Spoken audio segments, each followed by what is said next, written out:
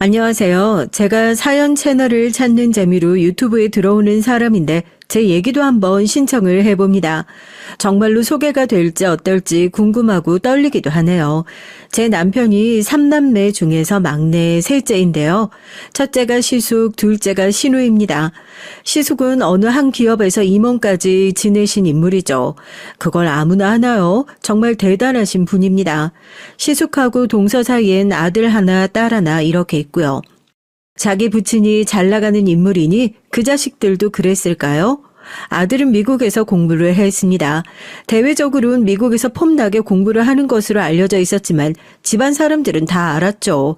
우리나라에선 공부로 절대 싸게 안 보였기 때문에 억지로 적당한 학위라도 받을 수 있는 미국의 학교들을 물색해서 보냈다는 사실을 말입니다. 차라리 영어라도 좀 배우고 넓은 세상이라도 보면서 그렇게 지내라는 취지에서 그 아들이 미국에 보내졌던 거예요. 그리고 딸 쪽은 공부를 잘했어요. 명문대를 졸업해서 외국계 기업으로 폼나게 들어갔습니다. 미국으로 쫓겨나다시피 한 자기 오빠와는 다르게 집안의 자랑이었죠. 잘난 딸을 둬서 그런 걸까요? 동서는 이런 소리를 곧잘 했습니다. 난 있잖아. 세상에서 제일 싫은 여자들이 뭔지 알아? 자기 스스로 뭘 해볼 생각을 않고 남자 하나 의지해서 결혼 하나로 인생 어떻게든 해보려는 여자들이야. 특히 어린 것만 믿고서 나대는 년들 있지? 그런 것들이 진짜로 같은 여자 망신 다 시킨다니까? 그렇지 않아? 꼭 으스대면서 빈정대는 말투로 그런 소리를 하셨는데 말 속엔 가시가 있었습니다. 왜냐하면 동서는 저를 겨냥해서 말을 그렇게 하는 것이었으니까요. 동선 제가 시댁 집안에 발을 붙일 자격이 부족한 사람이라고 여겼습니다.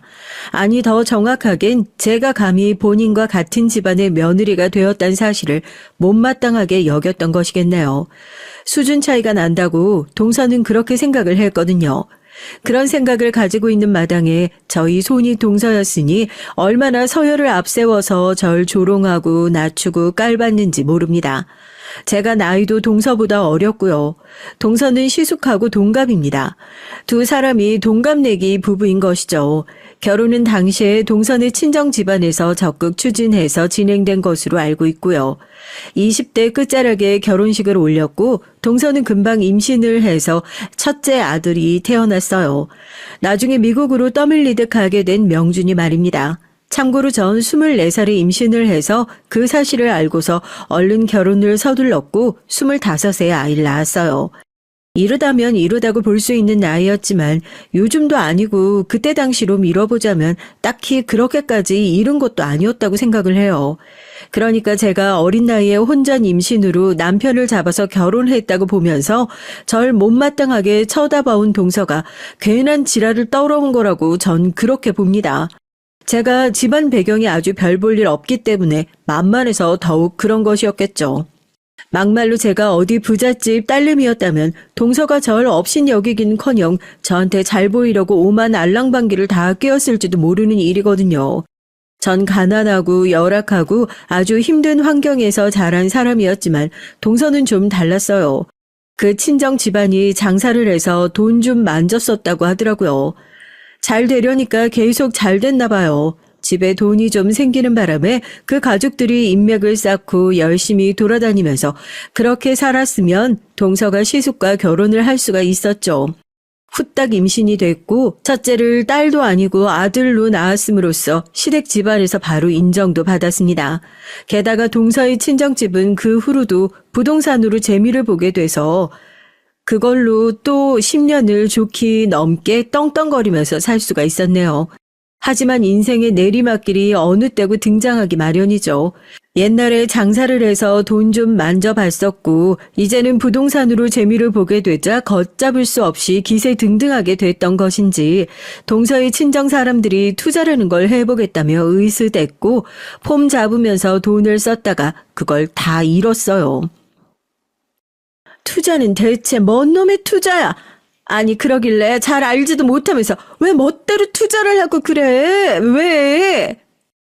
그때 친정 집안의 일로 동서가 머리 싸매고 알아 눕고 난리도 아니었죠. 어떻게 됐던 전말인지 전 자세히 몰랐었는데 시어머니로부터 내용을 들었어요. 시어머니께선 그 얘기를 당신의 장남인 시숙으로부터 전해 들으신 것이었고요. 시숙이 확실히 장남 체질이에요. 무뚝뚝하면서 남자답고 그런 성격이시지만 기본적으로 부모 공경, 책임감 이런 것들이 투철하시거든요. 그래서 시부모님께서 뭘 물어보시면 곧이곧대로 다 알려드리는 분이셨답니다. 동서가 아무리 애를 쓰고 당신, 나, 우리 애들 이렇게 네 식구라면서 시댁과의 구분선을 그으며 노력을 해봤자 시숙하니 강하게 가지고 있는 우리 부모님이라는 생각을 지워낼 수가 없었죠. 시숙은 우리나라 장남의 표본 같으신 분이었고 감투 쓰는 것도 무척이나 좋아하셨기 때문에 시부모님으로부터 우리 장남 소리 듣는 걸 흐뭇해하셨고 동생들인 시누이와 남편으로부터 서열 1위 맞이 대우를 받는 걸 뿌듯해하셨습니다. 그런 면이 있으시니까 독하게 서열 조직인 회사 내에서 성공을 해내신 것 같아요. 동서가 시숙과 같은 게 나이뿐만이 아니었는데요. 동서 또한 자기 집안에서 3남매 중에 맞이였습니다. 시숙처럼 똑같이 동생들만 둘이 있었던 건데요. 각자 시집 장가 다 가고 가정 꾸리고 살아서 다행이지. 투자 실패 같은 어처구니 없는 일이 벌어졌는데 따로 돈이 나갈 구멍까지 있었다면 정말 힘들었을 테니까. 그리고 내가 장녀답게 역시 결혼도 제일 잘했잖아. 역시 우리 집은 나 아니면 안 돼. 내가 이렇게 찬란 사위를 우리 부모님한테 안겨드려서 100번, 1000번 다행이야. 동서는 남편을 내조하는 보람이 있다고 했습니다.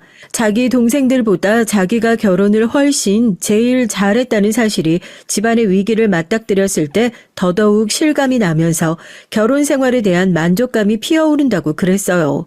수준 잘 맞는 남녀가 만나 결혼을 하니까 결과물도 이렇게 좋다고 하면서 제 앞에서 자랑을 해댔었죠. 전 수준이 한참 떨어지는 주제에 임신으로 남편을 붙잡아서 결혼을 했으니까 제가 자기보다 불행하게 산다는 얘기 결국 그거였습니다. 전 동서의 그런 유치하고 1차원적인 화술에 질려서 그저 힘없는 미소만 짓는 게 전부였고요.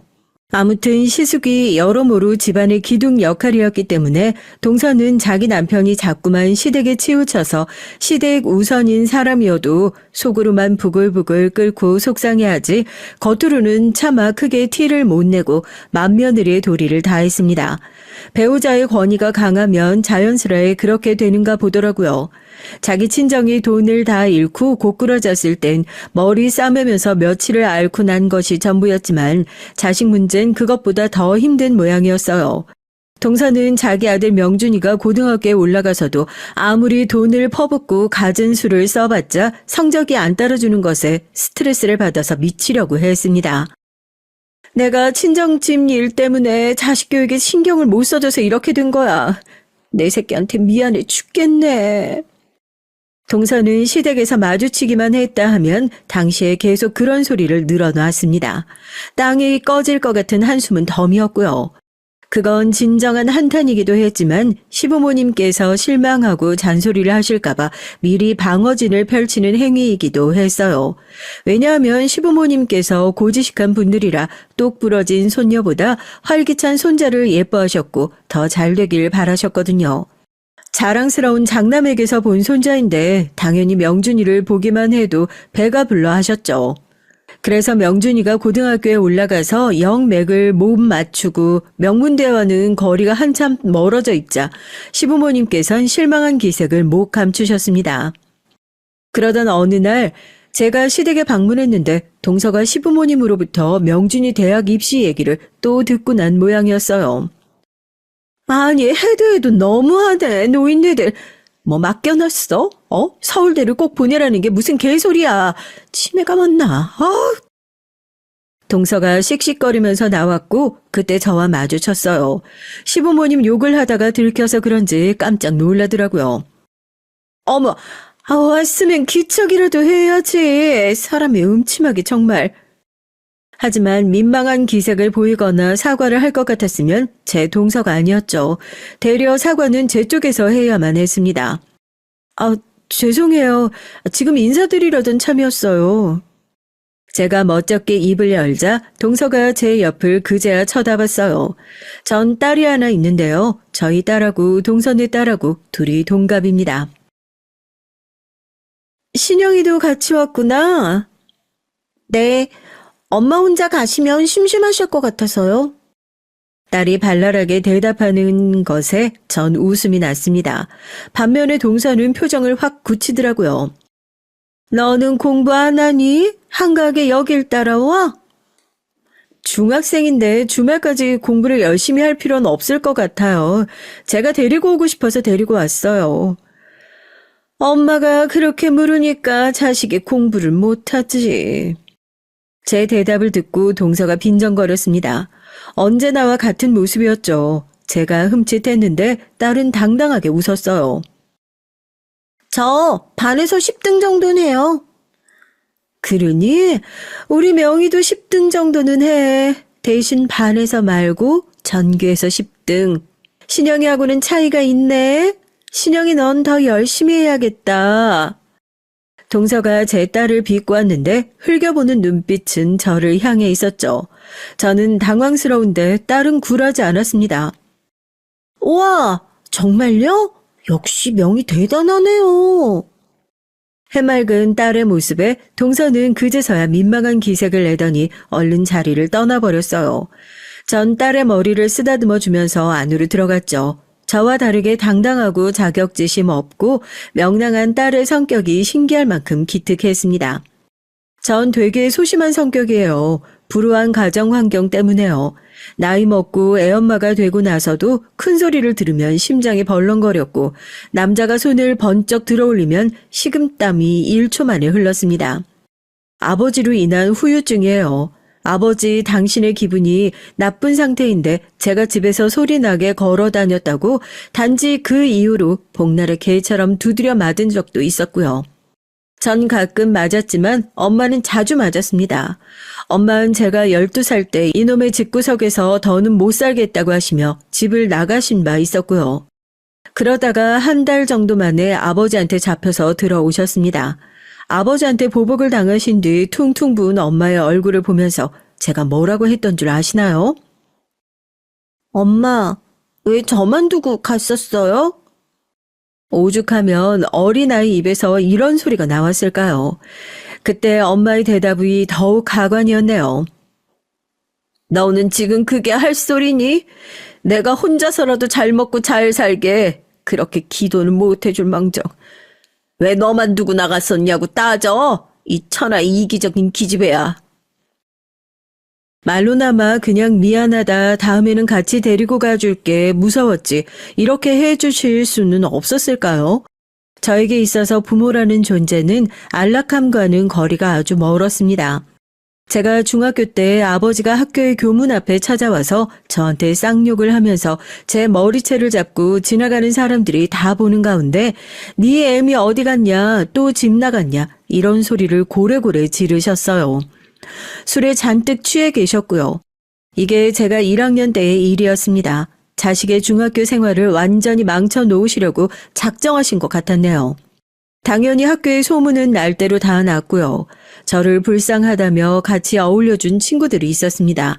지금 생각해보니 사유가 불쌍하다는 것이었다는 점부터 씁쓸한 일이네요. 그리고 언제부턴가 왕따를 당하기 시작했어요. 불쌍해 보여서 친구를 해줬었는데 분수도 모르고 점점 나대지 않아? 말도 원래는 소심하게 하더니 요즘에는 좀 까불더라. 마음에 안 들어. 어처구니 없는 이유였죠. 제가 걔네들의 꼬북 노릇이나 해야 하는데 눈치가 없이 감히 걔네들과 같은 수준인 줄 알고 건방지게 군 것이 문제라고 했습니다.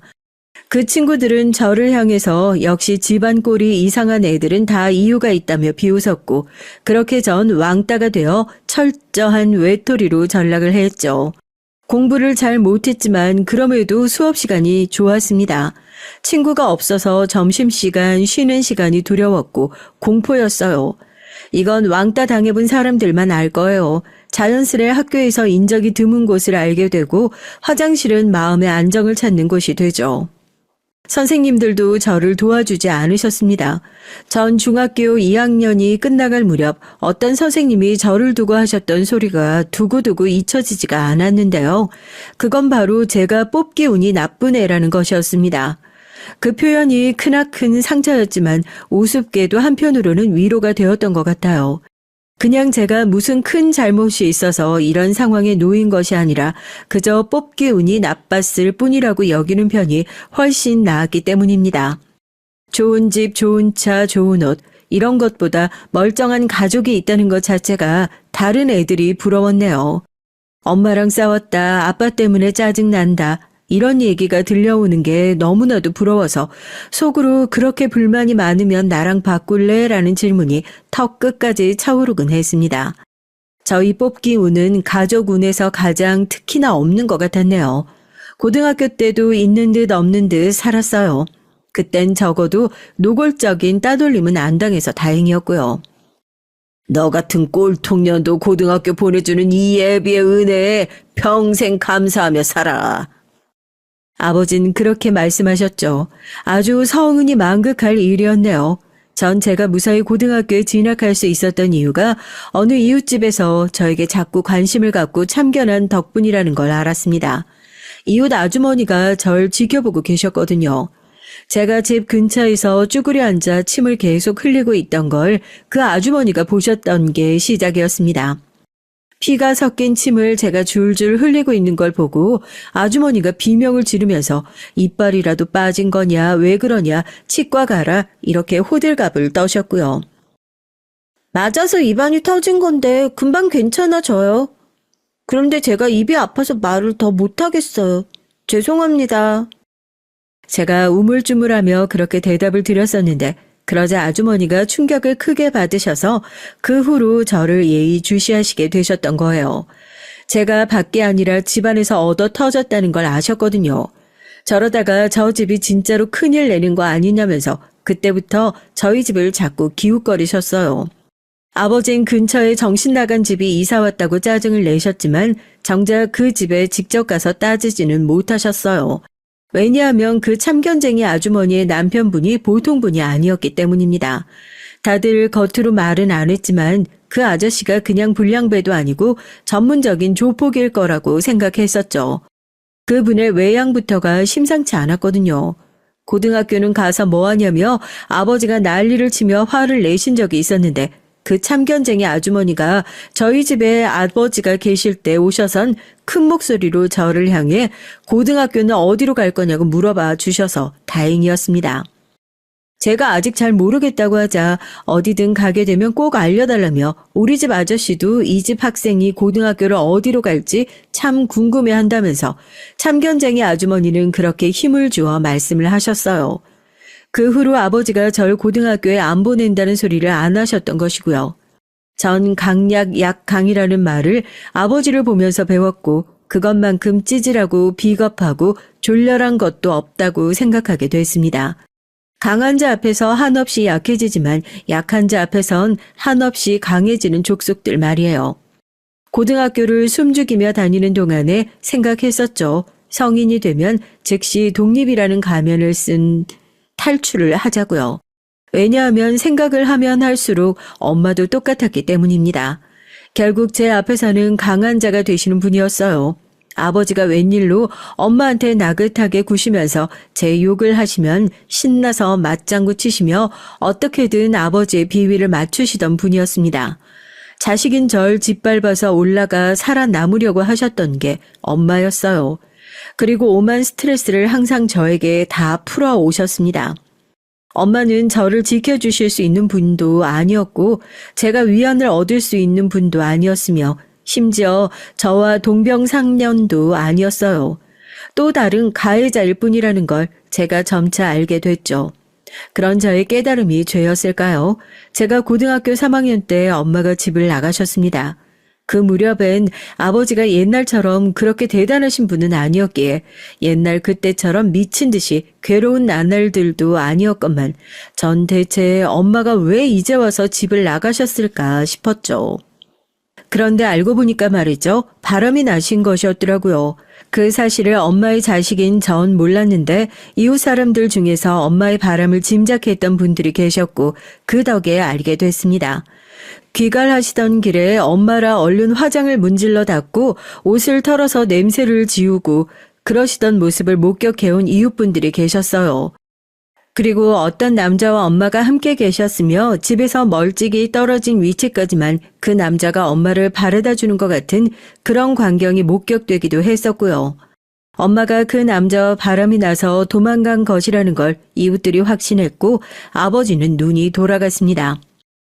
대체 뭐하는 새끼야? 어디 사는 새끼인지 내 그것만 알면 찾아가서 그 년놈들을 족칠 건데 내가 옛날같이 힘은 못 부려도 말이야. 같이 죽을 기세로 덤벼들면 같이 못 죽을 건 없단 말이지. 아버지가 공공연히 그런 소리를 떠들고 다녔기 때문에 이웃들은 저러다가 진짜 송장 치르게 될까봐 두려워서라도 입을 다물게 됐어요. 그런데 제가 어느 날 너무 궁금한 나머지 동네에서 아주머니들 세 분이 모여서 얘기 중이시길래 다가가서 용기를 내어 여쭤봤던 거예요. 저 혹시 저희 엄마가 만나시는 분이 어떤 분이셨는지 아시나요? 그냥 너무 궁금해서 그래요. 서로 얼굴을 마주보며 고민하시던 아주머니들은 자식인 저에겐 알 권리가 있는 것 같다고 하시면서 밝혀주셨어요. 그 남자의 주된 인상착의, 얼굴로 가늠되는 나이, 이런 것들을 말씀해 주셨는데 확실한 건 아버지보다 연하의 남자였다는 겁니다. 전 구체적인 걸 듣고 나니까 그 이후로 마음이 더 힘들어졌어요. 저에게는 말 한마디 없이 떠나신 엄마가 행복하실까 싶었고 버림받았다는 생각에 우울했죠. 제가 다녔던 고등학교는 절반 이상이 대학 진학을 안 하는 곳이었어요. 일찍 하교를 하는 경우가 태반이었죠. 그래도 전 선생님께 부탁을 드려서 야자를 끝까지 다 하고 집에 갔습니다. 아버지를 마주칠 수 있는 집에 있기에 싫어서 그랬어요. 늦은 시간 매일 집에 덜덜 떨면서 들어갔고 새벽같이 일어나서 항상 학교에서 1등으로 등교를 했고요. 배에서 나는 꼬르륵 소리를 들으면서 교실 책상에 엎드려 잠을 더 자고 그랬습니다. 그러던 어느 날 제가 졸린 눈을 비비며 등교를 하고 있는데 참견쟁이 아주머니가 절 붙잡고서 빵을 하나 주셨어요. 그러더니 제가 아무래도 무거운 것 같으니까 당신이 알게 된 사실을 알려주겠다고 하셨습니다. 엄마가 바람이 난 그 남자가 정확히 누군지 알고 계신다는 것이었죠. 그 남자가 전에 수리기사 일을 했었기 때문에 이 동네로 이사를 왔던 직후에 그 남자에게 출장 수리를 받았던 기억이 난다고 하셨어요. 어느 쪽에 가서 살고 있는지 짐작도 간다고 하셨고요. 제가 엄마를 향한 걱정으로 맨날 얼굴이 상한 채로 다니는 것 같아서 너무 안 돼 보여서 걱정이라도 한시름 덜 나는 취지에서 알려주는 거라고 덧붙이셨습니다. 엄만 그 남자와 문제없이 잘 살고 있을 확률이 높다고 그러셨는데 제 심장이 쿵쿵 뛰었습니다. 그건 안도가 아니었고 분노도 아니었어요. 알 수 없는 감정이었습니다. 엄마의 가출 이후 아버지는 내내 밖으로 놔두셨고 다행스럽게도 전 큰 일을 겪지 않고서 고등학교 생활을 끝마칠 수 있었어요. 진작 대학은 꿈도 못 꿨고요. 아버지가 괜히 저를 찾아올까봐 일단은 아르바이트부터 여러 개를 전전하다가 그 후에 공장이든 뭐든 정식 일자리를 구하겠다고 말씀을 그렇게 드렸어요. 하기사, 네가 뭘 하겠냐? 대가리에 등게 있기를 하냐? 뭐 하나 똑 부러지게 해내기를 하냐? 아니면 힘이라도 잘 쓰든가. 너는 하등 쓸모가 없어. 너 같은 걸 여태까지 먹여주고 키워준 이 애비의 은혜나 잊지 마라. 돈 벌면 이 애비한테 제깍 찾아와서 은혜 갚어. 전 알겠다고 아주 고분고분한 태도로 인사를 드린 후 집을 떠났었죠. 전 사실 그때 이미 일을 시작하기로 한 공장이 정해진 상태였습니다. 기숙사 생활을 하면서 일을 할 작정이었고요.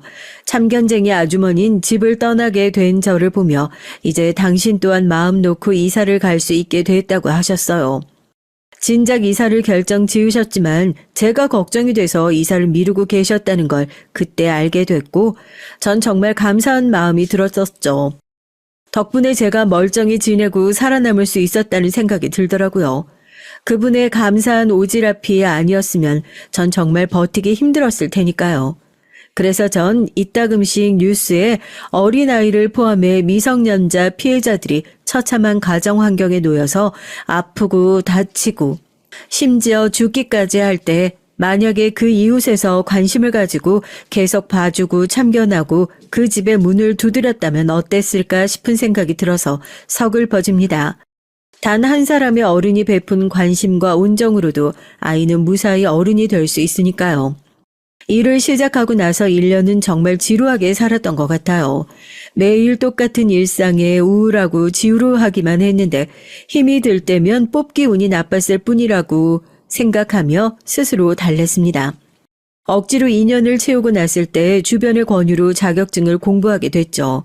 공장을 떠나서 자격증 공부를 하며 아르바이트를 했고 자취생활을 시작했습니다.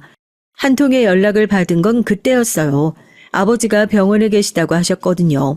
술에 취한 채로 계단을 굴러서 병원에 실려가셨는데 그러는 통에 검사를 받으셨다가 몸에 이곳저곳이 안 좋다는 게 드러난 모양이었습니다. 엄만 유령처럼 사라지셨으니 보호자는 저였고요. 그때 제가 발목이 잡혔어요. 아버지가 저를 향해 다짜고짜 돈 내놓으라고 그러시더군요. 내 인생이 억울하다. 너 죽이고 나도 그냥 죽는 수가 있어. 대체 뭐가 그렇게 억울하시다는 건지 전 이해를 할 수가 없었네요. 당신 같은 사람에게서 태어난 게 저야말로 억울한 거 아니냐고 따지고 싶은 게 저의 본심이었습니다. 걸핏하면 왜 자꾸 죽이겠다고 같이 죽자고 그러시는 건지도 전혀 이해가 가지 않았고요. 전 평생 아버지를 이해할 수 없다는 걸 새삼 깨달았습니다. 숨이 막히더라고요. 아버지는 편찮으셨으나 그 앞에서 전 고양이를 마주친 생쥐나 다름없었습니다. 저절로 움츠러들고 찍소리도 못 냈죠. 몸에 새겨진 공포였습니다. 이런들 저런들 아버지는 제 가족이었고요. 제가 부인하고 부정해봤자 변함없는 사실이었습니다. 허무했고 저만의 가족을 만들고 싶다는 간절함이 그때부터 피어올랐어요. 저의 지칠 대로 지친 심신을 기댈 곳이 필요하기도 했고요. 그래서 연애에 부쩍 관심을 갖게 됐습니다. 하지만 전 누구를 만나도 안정을 찾지 못했고요. 상대와 관계가 깊어질수록 자꾸만 불안했어요. 그 이유를 알게 됐죠. 제가 온전한 사랑, 평온한 환경, 이런 걸 누려본 적이 없기 때문입니다. 겪어본 적이 없으니까 상대를 믿지 못하고 눈에 보이지 않는 사랑을 잡을 수도 없으니 자꾸만 심적으로 방황을 해서 연애는 늘 실패로 끝을 맺었어요. 그러다가 제가 남편을 만나게 됐습니다. 기대를 안 가지고 그냥 만나나 봤던 상대였건만 운명이 여기에 있었던 거예요. 처음부터 잘 맞았고 편안했어요. 특별히 만나서 뭘 같이 하지 않아도 즐거웠고요. 그러면서 처음으로 전 제 배경이 원망스러웠습니다. 왜 난 흔하게 널린 평범한 여자도 되지 못했을까? 이 남자와 동등하지 못하더라도 최소한 이렇게까지 구질구질한 조건이고 싶진 않았거든요. 제가 이 남자를 너무나도 사랑하게 돼서 여러 가지 걱정을 하게 됐다는 걸 깨달았고 그래서 결혼에 대한 생각과 제 가정 환경을 다 털어놨어요. 그때 남편이 신중한 얼굴이 돼서 이렇게 대답을 해줬었죠. 가식 따윈 집어치우고 솔직하게 말할게. 난 부자로 살아본 적도 없지만 가난하게 살아본 적도 없어. 그래서 자기가 자라온 환경을 이해 못하겠고 자기가 겪어온 상황들에 공감할 수도 없어. 하지만 난 자기가 어떻게 살아온 사람이든 가정 환경이 어쨌든 간에 변함없이 자기가 좋아. 나도 결혼하고 싶어. 그것 이상으로 제 마음을 흔들 수는 없었습니다. 바로 그 순간부터 제 모든 것을 던져서 남편에게 올인했듯 싶네요. 그러다가 임신 사실을 알게 됐습니다. 초기에 바로 알았고요. 남편은 당장 결혼하자고 그랬어요. 결혼 문제니까 어쩔 수 없이 아버지께도 알렸습니다. 그러자 아버지가 화를 내셨어요. 너만 결혼해서 떠나겠다는 거냐? 아직 나이도 어린 년이 발랑 까져서 임신? 너는 내가 엿먹일 거야. 결혼할 그 집안에 내가 다 말하겠어. 네? 대체 뭘 다 말하겠다고 그러시는 거예요? 네가 이리저리 굴러온 년이라고 다 말할 거다. 맹세코 그런 적이 없었건만 아버지는 저를 망치실 작정뿐이었습니다. 전 미칠 것만 같아서 무릎을 꿇고 빌었어요. 제발 그냥 저를 내버려 두라고 그랬습니다. 그러자 아버진 엄마 얘기를 꺼내셨어요. 엄마가 도망만 안 갔어도 당신이 저를 망칠 작정은 하지는 않으셨을 거라고 했습니다.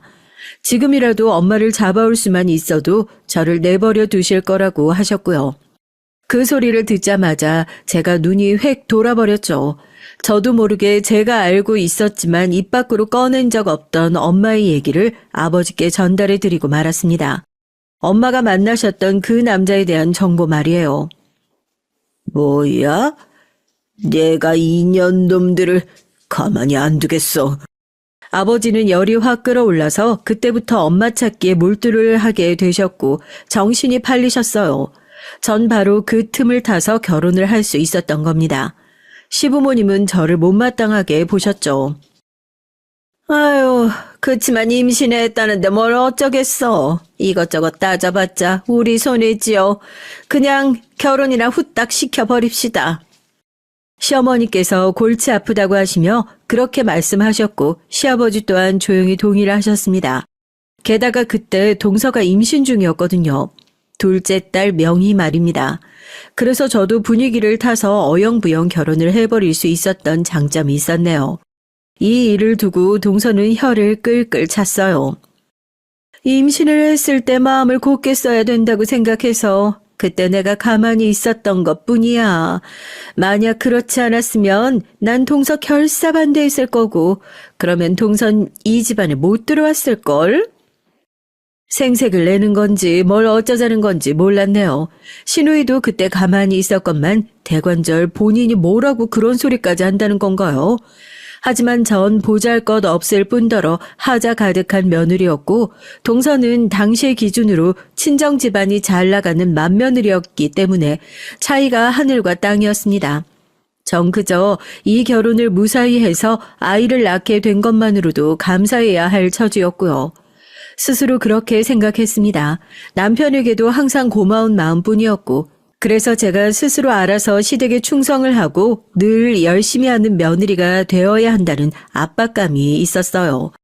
그렇게 해서라도 저의 존재 가치를 증명해야만 할 것 같았습니다. 그리고 전 평범한 가족의 모습이라는 걸 겪어본 적이 없었어요.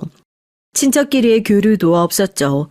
그랬기 때문에 제가 비록 멸시를 당할지언정 가족이라는 테두리 안에서 이런저런 교류를 하는 게 신기하기도 했고 마냥 감사한 마음이 처음엔 강하게 들었습니다. 동서의 딸 명희와 제가 낳은 딸 신영이는 동갑이었으니 자연스레 교류가 있었고 어쩔 수 없이 비교 또한 되더라고요. 그러면서 제가 차차 알게 된 점이 있었는데요. 동서는 자기 딸이 제 딸보다 훨씬 낫다고 생각할 때마다 즐거워하고 기뻐하면서 그럴 때만은 저를 멸시하기보단 측은하고 불쌍하게 바라본다는 사실이었습니다. 명희가 학교에서 성적을 잘 낼 때마다 그걸 자랑하느라 그럴 땐 저를 깎아내리는 말을 하는 걸 깜빡하는 모양이었어요. 제가 이렇게 소심하고 못난 엄마였네요. 앞장서서 딸을 지키고 비호해주진 못할 망정 시조카가 훨씬 잘나서 다행인 점이 있다고 위안을 삼고 있었으니 말입니다. 그러나 제 딸 신영이가 자기 엄마보다 훨씬 나은 아이였어요. 기본적으로 자존감이라는 게 높았습니다. 남들이 뭐라 하든 크게 신경을 안 썼고요. 딸은 어렸을 때부터 천성 자체가 그랬어요. 생긴 것도 그렇고 여러모로 제 딸이 친탁을 했거든요. 저를 안 닮아서 정말 다행이죠. 하늘이 도왔다고 생각합니다. 참고로 동서의 딸도 친탁을 한 경우였어요. 자기 엄마하고 외모나 성격이 딴판이었거든요. 대신 아들은 외탁을 한 게 분명했고요. 동서의 아들 명준이는 희한할 정도로 자기 아빠를 조금도 안 닮았습니다. 어떻게 부자지간의 공통점이 그렇게나 없을까 싶을 정도였어요. 시댁 집안 전체에서 명준이와 닮은 사람은 찾기가 힘들었습니다. 특히나 명준이는 잘하면 잘할수록 성격이 산만해졌고 학업과 거리가 멀었죠. 진중한 사람인 시숙하고는 정반대였습니다. 그러니 동서가 받는 스트레스의 상당한 지분이 다 아들 명준이로부터 나온 것일 수밖에 없었죠. 미국에 보내놓고 나서도 여간 신경이 쓰이는 게 아닌지 하루가 멀다 하고 연락을 하는 모습이었습니다. 다 큰 아들한테 말이에요. 이상하게 저 집 분위기는 명준이 하나 때문에 튀는 느낌이란 말이지. 전 그런 걸 느끼고 있었네요. 한편 저희 아버진 엄마를 기어이 찾아내셨습니다. 그리고 엄만 정말로 그 남자와 같이 살고 계셨는데요. 아버지 때문에 그 남자와 헤어지셔야 했죠. 그 남자에게 노모 한 분이 계셨는데 엄마를 계속 마음에 안 들어하고 계셨던 겁니다. 그런데 아버지가 찾아와서 오만 깽판을 쳐놓으시니까 차라리 잘 됐다 싶어서 그걸 빌미로 삼아 그 노모가 당신의 아들에게 헤어지지 않으면 혀 깨물고 죽겠다고 하셨대요. 그래서 결국 엄마와 그 남자의 관계는 거기까지였죠. 엄마는 저를 찾아오셨고 수년 만에 본 딸의 얼굴에 싸대기를 날리셨습니다. 전부 너 때문이야. 이 괴물 같은 년. 널 낳는 게 아니었어. 제발 뒤져. 너는 행복해질 자격도 없으니까. 그동안 전 내심 엄마를 향한 죄책감을 가지고 있었습니다. 아버지에게 엄마의 행방에 관한 실마리를 제가 던져드렸으니까 말입니다. 하지만 저를 보자마자 싸대기를 3번이나 강하게 날리시며 저주를 퍼부으시는 모습을 보니까 이젠 그냥 모르겠더라고요. 제가 지니고 있던 죄책감도 우스워졌습니다. 얼마 후에 엄마가 술병으로 아버지의 머리를 내려치는 일이 있었어요. 넘어지면서 발이 미끄러지고 손이 미끄러졌다는 게 엄마가 경찰에서 댄 변명이었습니다. 눈물로 억울함을 주장하셨고요. 주변 이웃들이 전부 고의가 아니라 실수였을 게 분명하다고 목소리를 내준 덕분에 엄마는 별다른 공경에 처하지 않으실 수 있었던 것 같네요. 아버지는 머리를 잘못 맞으시는 바람에 상태가 영 안 좋아지셨고 몇 주 병원에서 치료를 받으시다가 그 뒤엔 시설에 들어가게 되셨어요. 엄마는 개운하다고 하시면서 뭘 어쩌고 사셨는지 짐작하시나요? 노름판을 전전하기 시작하셨습니다. 알고 보니까 바람이 났던 그 남자와 지내면서도 불법적인 일을 하며 생활을 해오신 모양이었습니다. 노름에 빠져 지내시다가 어느 날 엄마는 불법 도박을 주도했다는 혐의를 받게 되셨고 징역까지 살게 되셨어요. 징역을 살고 나오신 뒤엔 저를 찾아오셨고요. 저밖에 없다고 하시며 애처롭게 구셨고요. 제가 여태껏 아버지 계신 시설 비용을 내고 있었어요. 그거 이제 그러면 엄마가 내실 거예요? 내가 미쳤니? 돈이 어디 있어서? 돈이 없으시면 직접 아버지를 모실 수는 있으시고요. 아, 너 왜 자꾸 미친 소리만 하니? 나는 이제 받기만 하고 싶다, 응? 내가 하기는 뭘 한다는 거야. 아이, 제발 나도 좀 누리고 좀 살아보자. 앞으로 네가 하는 효도만 받고 싶다는 소리야. 이 망할 딸려나. 엄마는 무섭게 악다구니를 쓰시며 제 멱살을 잡아 흔드셨죠. 마지막 남아있던 기대, 정, 이런 게 그때 다 떨어졌습니다. 엄마를 외면하며 살기로 결심했어요. 세상이 돌을 던진데도 상관없었습니다. 제 가슴에 얹힌 돌이 더 무거웠으니까요. 태연한 척 굴었지만 수치스러웠어요. 남편과 시댁 식구들 앞에서 제 가정 환경이 부끄러웠고요. 제가 외동이었기에 저희 딸은 외로운 외동으로 만들고 싶지 않았는데 결국 동생을 만들어주지 못한 점도 마음에 걸렸고요. 제가 이것밖에 안 되는 엄마라서 자식 앞에서도 전 항상 미안했습니다. 그럼에도 딸이 멀쩡하게 잘 자라준 게 감사했죠. 처음부터 절 마음에 안 들어했던 동서는 자기 딸이 제 딸보다 공부를 잘한다는 것에 기뻐했지만 그럼에도 끊임없이 저를 못마땅하게 쳐다봤는데 그건 저를 향한 질투가 있었다고 생각이 들어요. 동서의 입장에선 제가 쥐뿔 수준도 안 되는 게 임신을 빌미로 집안에 들어와서 제법 잘 살고 있었으니까요. 자기 자식들은 하나는 머리 나쁘고 구제불능해 징징이 다른 하나는 공부만 잘만 할 뿐이지 애교 하나가 없고 매사에 예민하고 말도 잘 안 하고 그런데 제 딸은 발랄하고 어른들 앞에서 말도 잘하고 싹싹하고 의젓했죠. 시간이 갈수록 오죽하면 시부모님께서도 신영이 우리 손녀라고 하실 때마다 얼굴에 환한 웃음을 지으셨습니다. 그럴 때마다 동서는 똥 씹은 표정이었고요. 보고 자란 게 구질구질해서 자식 교육에도 참 문제가 많겠다. 그래서 동서가 그런 식으로 조롱을 해야 됐던 것 같네요.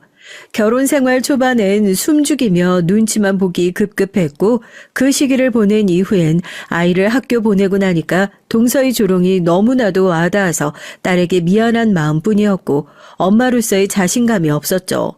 하지만 그보다 더 시간이 지나면서 전 변했습니다. 첫째로 나이를 먹은 이유였고 둘째로 제 딸이 워낙 의젓하고 속이 깊은 자식이어서 제가 보고 배운 게 있어서 그랬으며 마지막 셋째로 저에게도 친정 부모님처럼 의지하는 존재가 생겼기 때문이에요. 바로 참견쟁이 아주머니 말입니다. 20살을 맞이하던 때 전 아주머니에게 제가 들어가게 될 공장 기숙사의 주소를 알려드리고 떠났었어요. 그리고 얼마 후 아주머니께서 저의 안부를 묻는 편지가 기숙사로 왔었죠. 전 일주일 넘게 문장을 고르고 고른 끝에 잘 지내고 있다고 답장 보냈었고 공장을 그만두기 전에도 그렇게 됐다고 편지로 알려드렸어요. 그러자 아주머니께선 당신의 주소와 연락처를 마지막 편지로 알려주셨었죠. 전 그 편지를 고이 간직하고 가슴에만 묻으며 지냈다가 결혼하고 나서 출산을 한 다음에 연락을 드려 봤습니다. 사실 아기를 낳고 나니까 부모 같지도 않은 친정 부모님이 떠올라서 우울하고 힘들었거든요. 의지할 어른이 간절했고 항상 저를 지켜봐 주셨던 참견쟁이 아주머니가 떠올랐습니다. 연락을 드려봤더니 그 번호가 맞더라고요. 무척 반가워하셨습니다. 그런데 사정이 있어서 곧 필리핀으로 떠나시고 그곳에서 오래 머무르게 됐다고 그러셨어요. 떠나시기 전에 제 근황을 알게 되어 좋다고 그러셨죠. 여전한 그 목소리에 전 웃음이 났습니다. 저희 집 주소와 번호를 알려드리면서 나중에 한국 돌아오시면 꼭 연락을 달라고 말씀드렸었죠. 그 후로 무려 15년여가 지나서 연락이 왔습니다. 한국에 아예 들어오게 됐다는 연락이었죠. 설렌 마음으로 남편과 함께 아주머니를 뵀었어요. 그때부턴 종종 교류를 하며 지냈고요. 그랬었는데 저희 딸 신영이가 대학에 갈 때 저한테 500만 원을 주시더니 학비에 보태라고 하셨습니다. 그때 제가 놀라서 눈물부터 흘렸었어요. 거절의 말보다 감사의 인사보다 먼저 눈물부터 났습니다. 살면서 이런 순간을 겪어본 적이 거의 없었으니까요. 사정을 다 아는 남편도 눈시울이 붉어지고 저에게 그 돈을 받았으면 좋겠다고 설득했습니다.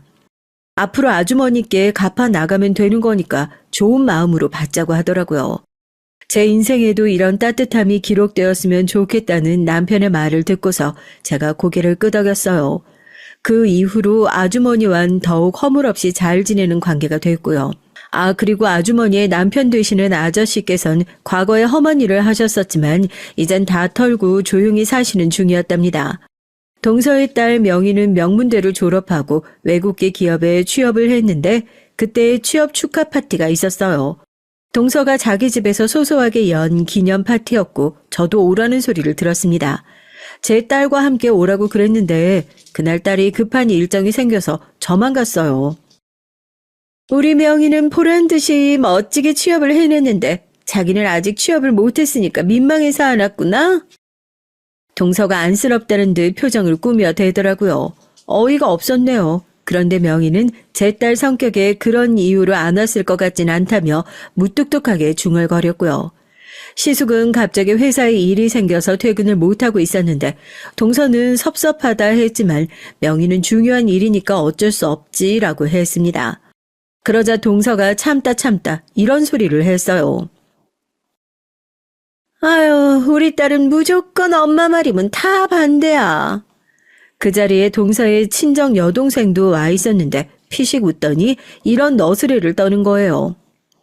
언니 새삼스럽게? 명희가 자기 아빠 닮아서 그렇지 뭐. 명준이도 자기 아빠 닮았고. 그러자 동서가 자기 동생을 확 째려봤습니다. 그게 무서울 정도라 제가 속으로 놀랐고요. 근데 암만 생각해도 뭔가 이상해서 자리가 파할 무렵에 제가 동서의 친정 여동생이 많이 취해 있길래 친분이 없음에도 말을 걸었어요. 명준이는 아빠 안 닮은 걸로 유명한 녀석인데요? 아닌데 닮았는데 진짜 아빠랑. 무심코 던져본 낚싯대에 대어가 낚이는 순간이었습니다. 대화는 그걸로 끝이었지만 뭔가 석연치 않았죠. 그 집을 나설 때 동서가 저한테 그랬어요. 앞만 봐도 심기해. 임신 한 방으로 여기까지 왔네. 또 그 지긋지긋한 소리를 하는 것에 저도 짜증이 나버렸고 그때 뭔가 생각이 들었는지 귀가를 하던 참에 아주머니께 연락을 해서 제가 느낀 바를 전달을 드렸어요. 그랬더니 아주머니가 즉시 수상하니까 파볼 가치가 있겠다고 의견을 주셨고요. 그리고 몇 달이 흘렀던 때였습니다. 시누이가 시부모님 모시고 삼계탕집에 가자고 해서 딸은 참이었어요. 시부모님, 시누이, 부부, 동서 그리고 저 이렇게 식당에 앉았습니다. 남편은 그때 지방에 2주 일정으로 내려가 있었고 시숙은 바빠서 못 왔어요. 회사 일이 아니라 인맥 관리 때문에 모임 참석 문제로 그랬다고 하더라고요. 퇴임 이후까지 내다보며 움직이고 있는 게 대단하다며 동서가 자기 남편 자랑에 열을 올렸습니다. 다들 익숙하게 듣고 있는데 동서가 갑자기 자기 딸 명희가 자기 아빠를 닮아서 벌써부터 커리어를 잘 쌓고 있는데 제 딸 신영이는 하필 아빠를 안 닮고 엄마 쪽을 닮아서 불행하다고 그러는 겁니다. 형님, 오늘은 말씀이 좀 지나치시네요. 저희 신영이가 어때서요? 신영이 또 취업 안 됐다면서. 그게 다 돌대가리 엄마를 닮아서 그런 거 아니겠어? 적당히 하세요. 지렁이도 밟으면 꿈틀하는 법이에요. 어머, 무서워라. 겨우 그딴 속담 짓거리면서 유식한 척 하려는 거야? 엄마 수준이 낮으니까 딸도 수준이 그럴 수밖에. 동서가 신랄하게 저를 조롱했고 시댁 식구들 앞에서 이딴 취급을 받았다는 게 저는 더 이상 참을 수가 없었어요. 수준은 운운하겠다면 저도 똑같이 동서의 아픈 손가락인 수준 낮은 그 자식을 건드리는 수밖에 없었죠. 제가 눈이 돌아버려선 당장 전화를 걸었습니다. 아주버님, 제가 드릴 말씀이 있어서요. 명준이요. 아주버님 아들 아니에요. 형님이 다른 남자의 자식을 여태 아주버님 핏줄인 것처럼 속이고 이날 이때까지 키워온 거예요. 제가 큰 목소리로 얘기하자 며느리들끼리의 신경전에 골치 아파하시던 시부모님의 표정이 싹 굳었습니다. 시누이 부부가 어리둥절을 해했고 동서의 표정은 삽시간에 귀신을 본 것처럼 변했어요. 아주머니와 아저씨의 조언을 받고서 전 동서네 집에 일부러 들러서 명준이 방에 몰래 들어가 옷장 속에 머리카락, 욕실에 칫솔 등을 챙겼습니다. 시숙의 칫솔도 제가 챙기고 똑같이 생긴 새 걸로 바꿔놨죠. 그걸 아주머니와 아저씨가 전에 받으셨고 얼마 뒤 저에게 놀라운 내용이 적힌 서류가 왔는데 시숙과 명준이가 친자 불일치 관계라는 것이었어요.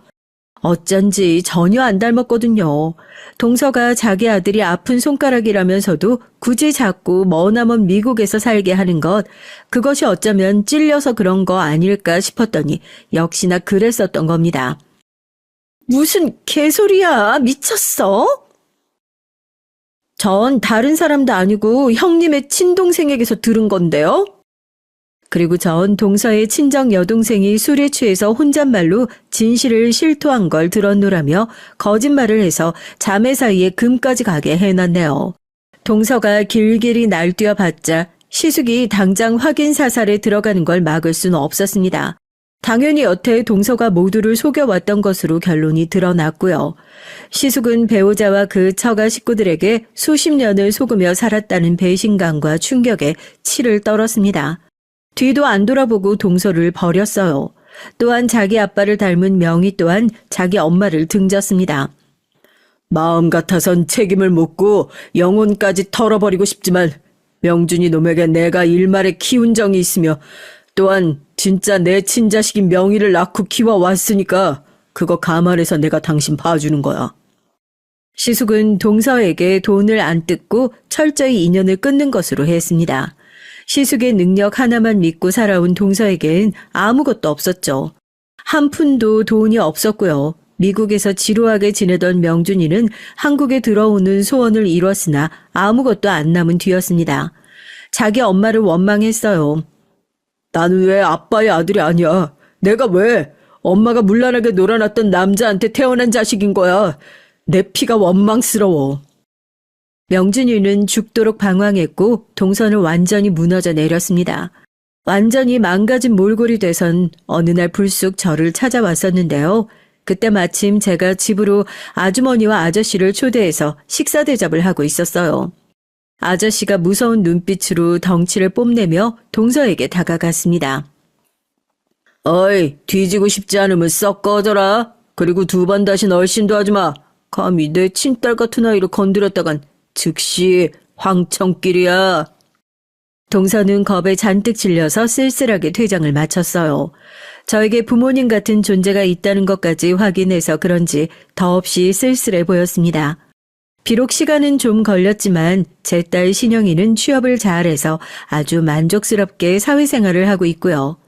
이혼을 마친 시숙도 앞으로 집에 더더욱 잘하겠다고 하며 시부모님을 자주 찾아 뵙기 시작했습니다. 그러면서 은근히 삼남매의 우애가 더 좋아졌죠. 저도 전에 없이 신우이하고 가까워졌고요. 심지어 신영이와 명희는 서로 맨날 전화통화를 하면서 그렇게나 잘 지낸답니다. 모두가 진정한 화목함을 찾은 가운데 그 안에 동서만 없었네요. 자업자득 인과응보 그리고 사필귀정이라는 소감으로 마무리를 하렵니다. 안녕하세요. 저는 40대 여자입니다. 전 결혼한 지 벌써 10년이 다 되어가는 유부녀예요. 제가 이렇게 사연까지 보내게 된 이유는 다른 유부녀들도 저처럼 결혼 생활이 힘든가 싶어 조언을 구하고자 사연을 보냅니다. 결혼할 때까지만 해도 전 너무 행복했어요. 제가 너무도 좋아했던 남자와 부부가 되어 앞으로 평생 화목한 가정을 이루고 살 꿈에 부풀어 있었거든요. 그런데 결혼한 지 한 달도 되지 않아 제 꿈은 깨져버렸습니다. 시어머니가 무서워도 너무 무섭더라고요. 결혼 전에도 한 번씩 인사를 드리고 상견례 때도 봤지만 이렇게 무서운 분인 줄은 몰랐어요. 워낙 꼿꼿하고 고상한 분인 줄로만 알고 있었는데 며느리를 잡으려고 작정하신 분이더라고요. 시어머니는 2대째 내려오는 강남 유명 한정식 집을 운영하고 계세요. 말이 식당이지 사실 웬만한 중소기업 저리 가라 정도의 규모를 자랑하는 식당이었죠. 일대 사장님이 남편의 할머니세요. 할머님은 음식 장사는 여자들이 하는 거라며 무조건 대대로 며느리에게 가게를 물려주라고 하셨답니다. 그게 돌아가실 때 유일한 유언이었대요. 며느리로서 남의 집에 시집 와서 한 집안을 건사하는 게 너무도 힘든 일이라는 걸 누구보다 잘 알기에 자신이 이룬 식당을 앞으로 평생 고생할 며느리에게 물려주는 게 시어머니로서 해줄 수 있는 선물이라고 하셨다고 하더라고요. 그러면서 남자들은 뭐든 할 수 있는 좋은 세상이니 나가서 다른 일을 찾으라고 하셨답니다. 저도 그 신념은 굉장히 멋지고 존경스럽다고 생각해요. 그런데 문제는 식당을 물려받아야 할 며느리가 바로 저라는 거죠. 전 결혼 전까지 전혀 모르고 시집을 왔어요. 남편도 일절 그런 얘기는 하질 않았거든요. 결혼한 지 한 달도 되지 않았을 때 시어머니는 저더러 다니던 직장을 그만두고 식당으로 출근하라고 하셨죠. 전 당황해서 처음 듣는 얘기라고 말씀드렸어요. 무엇보다 전 요식업에 대해선 전혀 모르는 건 물론이고 관심도 없다고요. 그러자 시어머니는 제게 다짜고짜 호통을 치셨습니다. 새아기, 네가 김칫국을 아주 제대로 마시는구나. 내가 언제 너더러 가게 물려준다고 했니? 나와서 일 가르쳐보고 네가 재능이 있으면 그때 돼서 생각해본다는 거지. 전 당황스러웠습니다. 전 성격이 굉장히 내성적인 편이에요. 장사하고는 전혀 거리가 먼 사람입니다. 차라리 식당에서 설거지하라고 하면 하지 사람들 앞에 나서서 하는 일은 아르바이트도 한 번 안 해봤어요. 지금 하는 일은 대학 도서관 사서 일을 하고 있습니다. 지금 하는 일이 제 적성에 딱 맞아요. 만약 이 일을 남편이 미리 말해줬다면 결혼을 고민했을지도 모를 정도로 저에겐 아주 중요한 일이었습니다. 전 시어머니에게 괜히 혼나고 와서 남편에게 따졌죠. 왜 이런 중요한 일을 결혼 전에 얘기 안 했냐고요. 그러자 남편도 적잖이 당황해서 애써 둘러댔습니다. 할머니가 며느리한테 물려주겠다고 하신 거야 알고 있었지만 어머니도 며느리에게 물려주실 거라는 건 전혀 몰랐어. 근데 며느리가 자기만 있는 건 아니잖아. 준호도 결혼하면 재수 씨 들어올 텐데 재수 씨가 물려받을 수도 있지. 남편은 제 말귀를 못 알아듣는지 쓸데없는 소리만 해댔습니다. 제가 그걸 몰라서 한 얘기가 아닌데 여기서 갑자기 있지도 않은 재수 씨 얘기를 왜 하는지 모르겠어요. 문제는 내가 지금 당장 일을 그만둬야 한다는 거잖아. 자기도 내가 사서 일 좋아하는 거 뻔히 알면서 지금 그런 소리가 나와? 그거야 내가 잘 알지. 알았어. 내가 어머니한테 다시 잘 말씀드릴게. 당신은 식당 일 전혀 관심 없다고. 전 남편만 믿고 있었어요. 그런데 남편을 믿은 제가 바보였습니다. 시댁에서 남편의 말이 전혀 통하질 않았어요. 시댁은 장남도 가장 연장자이신 시아버지도 다 소용없었습니다. 모든 일은 시어머니를 중심으로 돌아갔어요. 원래 식당이 할머니 때에는 서초구 쪽에 있었거든요. 지금보다 규모도 작은 편이었고요. 그런데 시어머니께서 물려받으시고 나서 가게가 더 잘 된 겁니다. 전주가 친정이었던 시어머니의 손맛이 통했던 거죠. 그때 시어머니께서 벌어들인 돈으로 강남에 땅을 사서 식당을 넓게 차리신 거예요. 강남으로 오고 나서부턴 아예 고급화 전략을 해서 더 입지를 확실히 했고요. 강남에 난다긴다 하는 사람들의 모임이란 모임은 다 시어머니 식당에서 한다고 해도 과언이 아니니 한 해에 벌어들이는 수익이 어마어마했죠. 그러다 보니 시아버지도 시어머니에게 찍소리 못하세요. 그랬으니 남편 말은 아예 통할 리가 없었습니다. 오히려 남편까지 시어머니에게 혼쭐이 나고 돌아왔어요. 네가 결혼 좀 했다고 어미 앞에서 마누라 편을 들어? 그깟 학교에서 책이나 나르는 일이 뭐가 직업이라고. 내 식당 일을 마다해. 명색이 우리 집안 맏며느리라는 게 애초에 싹이 글러서야. 그걸 도대체 어디다 써먹어. 나도 그런 정신 나간 며느린 필요 없으니까 우리 식당에 발붙일 생각은 하지도 말라 그래. 전 시작부터 시어머니의 미움을 독차지하고 말았습니다. 지금까지 이 집안에선 돌아가신 할머니도 시어머니에게 꼼짝 못하셨다는데 이제 막 새 식구가 된 새파란 어린 며느리가 당신의 말을 거역하니 미워도 너무 미우셨던 거죠. 하지만 시어머니에게 사랑 좀 받겠다고 제가 원하지도 않는 일을 하고 싶진 않았어요. 남편은 아들인 자신도 있는데 왜 꼭 며느리에게 물려주겠다는 건지 도통 이해가 되질 않는다면서 오히려 저를 부러워했습니다. 친정 부모님도 마찬가지였고요. 저더러 어른들이 다 저를 생각해서 하시는 일인데 이상한 고집을 피운다고 하더라고요. 이해해요. 그렇게 생각할 수 있죠. 식당에 들어가서 열심히 일만 배우면 그 큰 한정 식당의 주인이 될 수 있는 거니까요. 하지만 전 그런 꿈은 꿈속에서도 꿔본 적이 없습니다. 저에겐 전혀 다른 꿈이 있었으니까요. 그렇게 시어머니에게 미움을 받는 대신 자유를 얻은 전 무난한 결혼 생활을 유지할 줄 알았어요. 시어머니가 무섭긴 했지만 워낙 식당 일이 바빠 저에게 신경 쓸 겨를이 전혀 없으셨거든요. 그런데 예상치 못한 복병이 등장했습니다. 바로 동서예요. 제가 결혼하고 몇 년 후 시동생이 결혼을 했습니다. 전 뭣도 모르고 집안에 들어온 새 식구를 반갑게 맞이했죠. 그런데 동서는 처음부터 저와 잘 지낼 생각이 없는 사람처럼 보였습니다.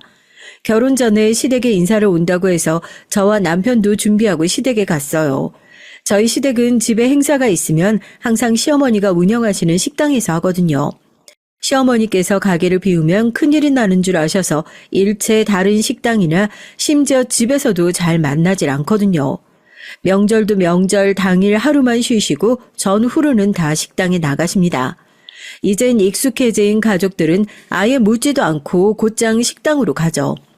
식구들은 먼저 도착해서 이것저것 준비를 도왔어요. 그러다가 밖에 비가 오는 것 같길래 제가 식당 안에 있던 우산 빗물을 터는 기계를 가게 앞에 내놓으러 나갔죠. 그때 마침 주차하고 있는 시동생 차가 보이더라고요. 전 시동생과 결혼할 아가씨가 궁금해서 먼저 현관 앞에 서서 기다리고 있었습니다. 그때 조수석에서 화려하게 생긴 아가씨가 내렸어요. 전 먼저 제 소개를 하려고 밝게 웃으며 예비 동서에게 다가갔죠. 그런데 그때 예비 동서가 제 손에 우산을 툭 건네주더라고요. 지금 바빠서 그러니까 아줌마가 이것 좀 털어줘요. 갑자기 왜 비가 오고 난리야. 제일 아끼는 에르메스 비 쫄딱 맞겠네. 제가 말도 붙이기 전에 동서는 들고 있던 가방을 품에 안고 식당 안으로 들어가 버렸습니다. 전 순간 당황해서 동서가 건넨 우산을 손에 쥐고 멍하니 서 있었어요. 정황상 제가 식당 앞에 서서 웃고 있으니 절 식당 직원으로 알았나 보더라고요. 시동생이 달려와서 인사를 하길래 그자의 정신을 차리고 전 애써 우산을 우산꽂이에 넣었습니다. 그리고 식당 안으로 들어갔죠. 물론 처음 만난 예비 동서의 행동이 황당하고 기가 차긴 했지만 충분히 할 수 있는 실수라고 생각하고 넘겼습니다. 굳이 시동생이나 남편한테도 말하지 않았고요. 제가 미리 준비된 식당 룸 안으로 들어가자 시동생이 예비 동서에게 절 인사시켰습니다. 그런데 예비 동서는 방금 현관에서 저를 마주쳐 놓고도 전혀 기억을 못하는지 절 향해 너무 밝게 인사를 하더라고요. 전 품에 안은 가방이 그 정도로 걱정이 됐나 보다 했어요. 그런데 예비 동서의 관심은 에르메스 가방뿐이 아니더라고요. 시어머니가 운영하시는 식당에도 굉장히 관심이 많아 보였습니다. 어머니께서 식당 하신다고 듣긴 했는데 이렇게 큰 식당일 줄은 생각도 못했어요. 준호 씨한테 듣기론 대대로 며느리한테만 식당 물려주신다면서요? 그럼 저도 준호 씨랑 결혼하면 받을 수 있는 거예요? 동서는 굉장히 활달하고 솔직했어요. 진작 시동생에게 식당 얘기를 들었는지 시어머니를 만나자마자 식당 얘기만 하더라고요. 시어머니도 처음엔 동서를 유심히 관찰하시더니 연신 애교 있는 목소리로 식당에 관해 묻고 살갑게 구니까 마음에 들어 하시는 것 같았습니다.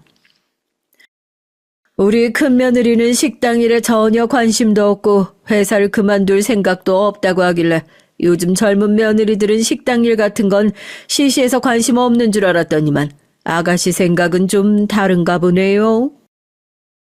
전 식당 일은 잘 모르고 물려받을 생각이 없다고만 했지 시어머니 하시는 일이 시시하다고 생각한 적은 단 한 번도 없습니다.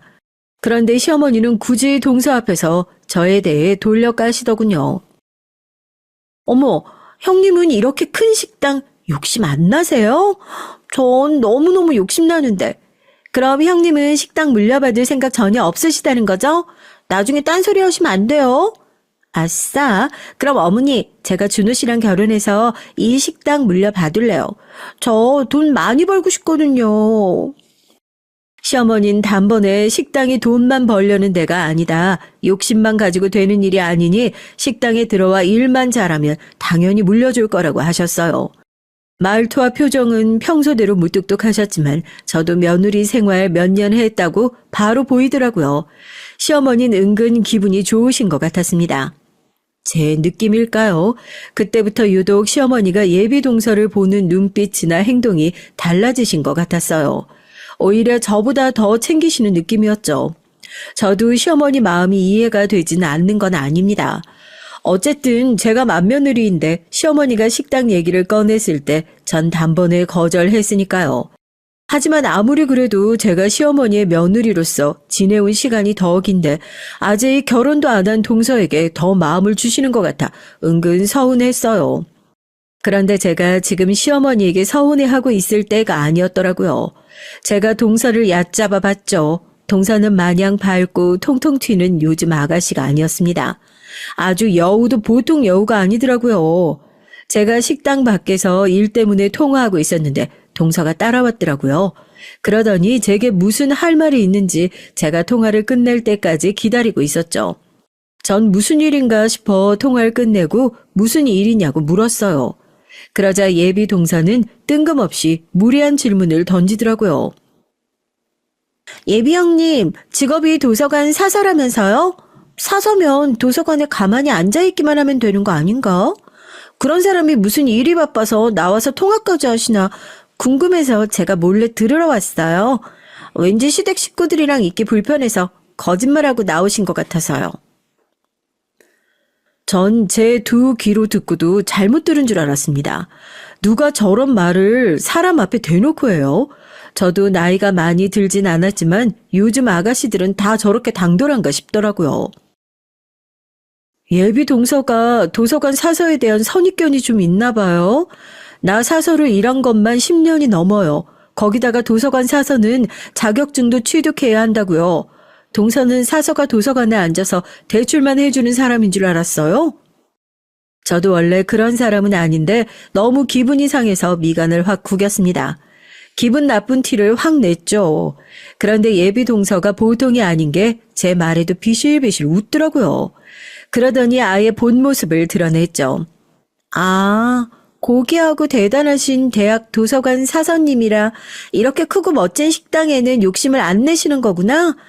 제가 몰라봤네요. 근데 형님, 제가 앞으로 가족이 될 사람으로서 한 가지 조언 좀 드려도 될까요?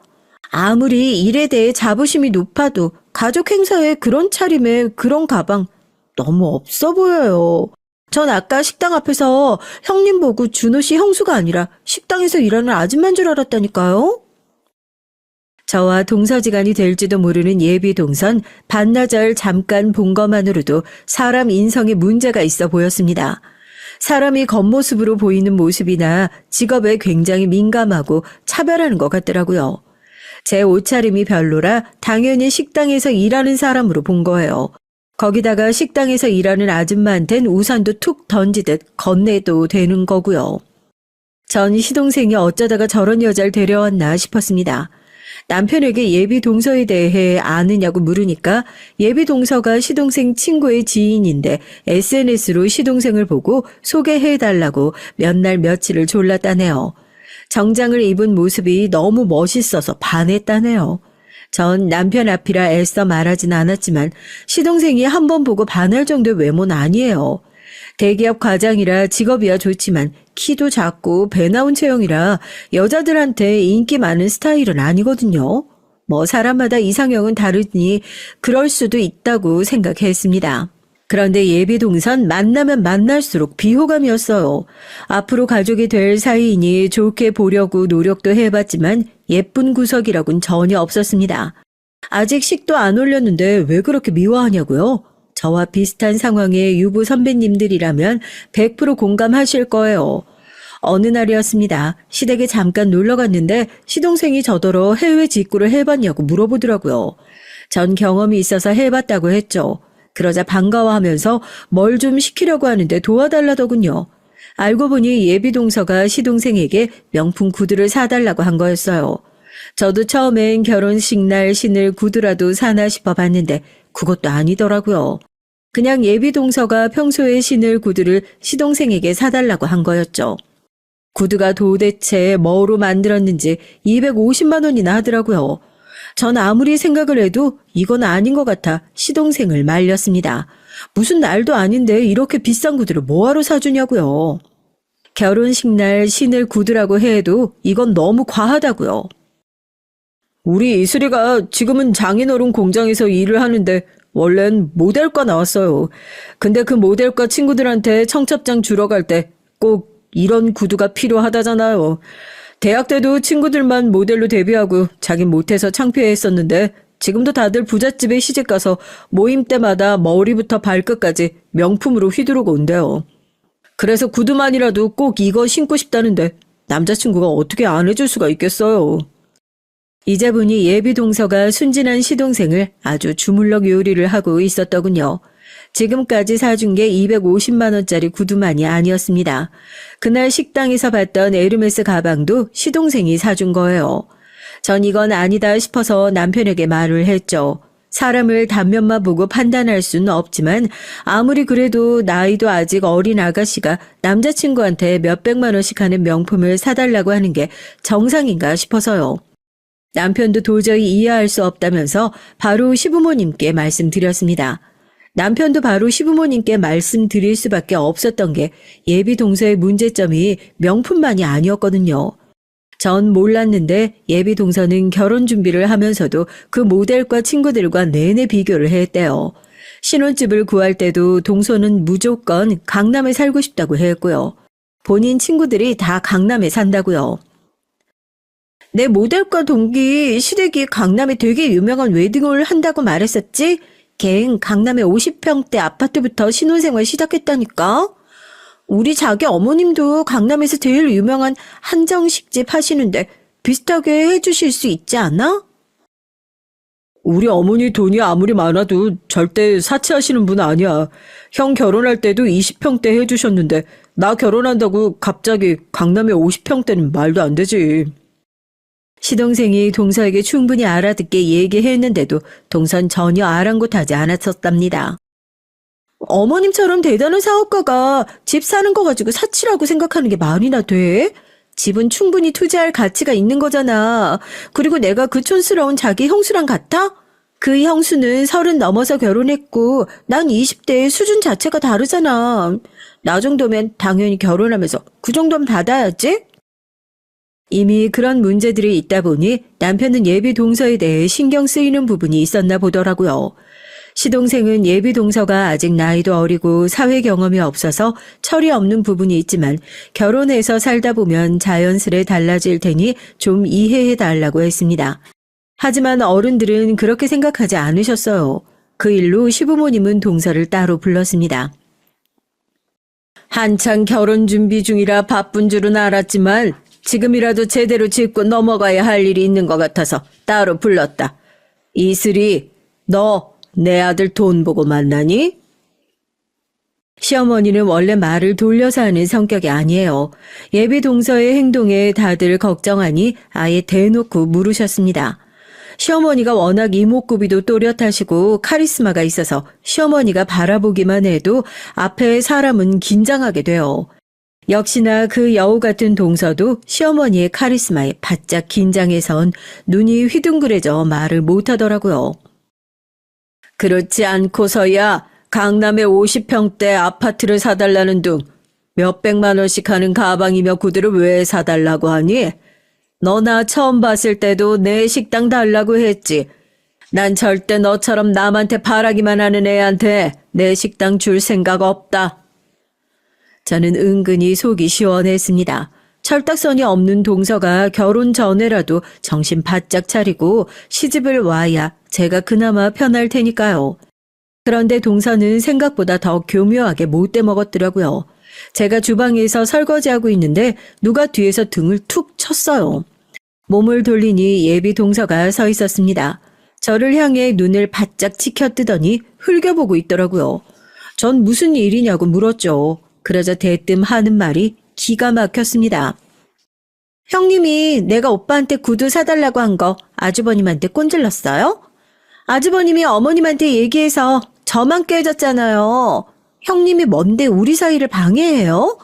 형님이 뭘 모르시나 본데 남자는 여자가 좋으면 몇백만 원짜리 구두가 아니라 강남의 50평대 아파트도 사줄 수 있는 거라고요. 전 어이가 없어서 입이 쩍 벌어졌습니다. 예비 동선 시어머니한테 혼나고도 정신을 못 차리고 있었어요. 전 애써 마음을 다잡고 동서에게 차분히 말했죠. 이번 일은 누가 봐도 동서가 잘못한 일이야. 내가 엄연히 동서보다 윗사람인데 왜 이렇게 버릇없이 굴어? 윗사람이면 윗사람답게 굴고 말하세요. 괜히 내가 젊고 예쁘니까 샘나서 이러는 거 누가 모를 줄 알아요? 두고 봐요. 내가 결혼하면 형님 이 집에서 찬밥으로 만들어버릴 거니까. 동서는 자기 성격처럼 유치한 선전포고를 하고는 주방을 나가버렸습니다. 얼마나 어이가 없는지 전 웃음이 다 나오더라고요. 그런데 그때부터 본격적으로 동서는 저를 연적으로 여기면서 말도 안 되는 걸 가지고 시비를 걸기 시작했어요. 그러던 어느 날이었습니다. 시어머니 생신날이 얼마 남지 않았을 때였죠. 시어머니께서 이번 생신은 집에서 하자고 하셨어요. 자꾸 식당에서 가족들이 모여 행사를 하다 보니 직원들이 우리 집안 행사를 챙기느라 다른 손님들께 소홀해지는 것 같다면서 앞으로는 가족들 행사는 모두 다 집에서 하겠다고 하셨죠. 볼 때마다 느끼는 거지만 시어머니는 정말 식당 일에 진심이세요. 어떻게 하면 식당이 조금 더 발전할 수 있는가만 생각하셨죠. 그런데 이번 생신이 다른 건 장소뿐이 아니었습니다. 내가 아무리 한정식집 사장이지만 너무 매일 똑같은 것만 보고 똑같은 것만 먹으면서 살다 보니 이제 좀 물린다. 이번에 우리 며느리들 실력 좀 보자. 이번 내 생일은 둘이 한번 상 좀 차려봐. 시어머니는 명절날도 식당에 나가시다 보니 가족끼리 모여서 음식 만들고 해본 적이 없으세요. 그러다 보니 저나 동서가 시댁에서 음식을 할 일이 전혀 없긴 했죠. 그래서 이 김에 저와 동서의 실력을 좀 보시겠다면서 선물 같은 건 필요 없고 둘이 생일상을 차려달라고 하셨습니다. 전 시어머니께서 처음으로 뭔가 해달라고 하신 거라 잘 해내고 싶었죠. 그건 동서도 마찬가지였고요. 저와 달리 동서는 식당 일에 욕심이 있거든요. 안 그래도 호시탐탐 시어머니께서 자신을 언제 식당으로 불러주려나 기대하고 있었는데 이번 기회에 잘해서 식당에 들어가게 해달라고 할 참인 것 같더라고요. 저와 동서는 결혼하고 처음으로 둘이 따로 만나 시어머니의 생신상에 대해 상의했습니다. 전 시어머니께서 이젠 한정식이 좀 물린다고 하셨지만 그래도 어머님이 드셔보시지 않으셨을 만한 한식을 찾아보려고 했어요. 그런데 동서 생각은 좀 달랐습니다. 형님은 취향만 촌스러운 게 아니라 사고방식도 너무 촌스러운 것 같아요. 어머님이 분명히 말씀하셨잖아요. 한정식은 물렸다고. 무조건 고급스러운 양식으로 가야죠. 제가 엄청 좋은 한우 스테이크 구해올 테니까 형님은 그냥 샐러드나 좀 준비하세요. 어머님이 한정식이 물리신다고 한 건 항상 똑같은 것만 드셔서라고 지루하다고 말씀하신 거잖아. 동선 어머님이 한정식이 얼마나 진심인지 몰라서 그래? 분명 우리가 새로운 걸 찾아드리면 좋아하실 거야. 아이고, 누가 보면 한식 대첩이라도 하는 줄 알겠네. 어차피 형님이랑 제가 마음이 맞을 거라고는 기대도 안 했거든요. 그럼 그냥 각자 해요. 전 스테이크랑 샐러드 준비할 테니까 나머지는 형님이 새로운 걸 찾든 말든 알아서 하세요. 동서는 제 생각이 틀렸다며 시간 낭비라고 비웃었어요. 하지만 전 무조건 비싸고 좋은 것만 훌륭한 게 아니라고 생각했습니다. 전 주변에 아는 분들에게 조언도 받고 알아보기도 많이 알아봤어요. 그렇게 시간이 흘러 시어머니의 생신날이 밝았습니다. 동서는 정말 어디서 구했는지 때깔부터 다른 스테이크를 덩어리로 구해왔더라고요. 전 그 두꺼운 고기를 집에서 어떻게 구울 생각이냐고 물었습니다. 그런데 동서는 아예 유명 요리사를 불렀더라고요. 고기 잘 굽기로 유명한 사람으로요. 제가 음식을 시작하기도 전에 그 요리사는 시댁 정원에서 고기와 해산물을 쇼까지 버리며 굽고 있었습니다. 물론 동서와 경쟁하는 자리가 아니니 신경 쓸 일은 아니었지만 은근 견제가 되는 건 어쩔 수 없었어요. 전 저대로 준비한 음식을 차렸습니다. 제가 차려놓은 음식들을 보고 그냥 지나칠 동서가 아니었죠. 어머, 이게 뭐야? 어머님이 안 드셔보신 한정식 어쩌고 하시더니만 결국 이런 거나 준비하려고 그렇게 큰 소리 치신 거예요? 볼품도 없고, 이게 간에 기별이나 가겠어요? 형님 때문에 괜히 저까지 어머님한테 한 소리 듣는 거 아닌지 모르겠네요. 평소 같으면 동서 말에 저도 욱했을 텐데 그날은 저도 긴장해서인지 말문이 막혔습니다. 정말 제가 차린 음식이 어딘가 초라하게 보이는 것 같았거든요. 그런데 반전이 일어났어요. 동서가 데려온 유명 요리사가 차린 음식이 휘황찬란하게 차려져 있는데도 시어머니는 제가 내놓은 음식에만 관심을 보였습니다. 사실 제가 차린 음식은 경주에 사는 제 친구가 알려준 식당에서 고안한 거예요. 요즘 경주에 외국인들도 많이 오고 젊은 친구들도 많이 여행 오다 보니 현대식과 한정식을 합쳐서 만든 메뉴들이 유행이라고 하더라고요.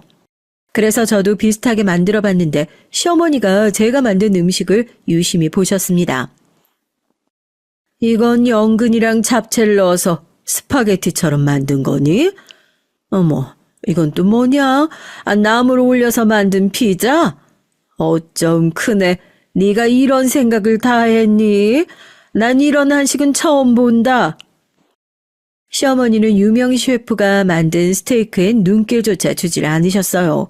오로지 제가 만든 음식과 제가 어디서 보고 참고했는지에 대해 꼬치꼬치 물으셨죠.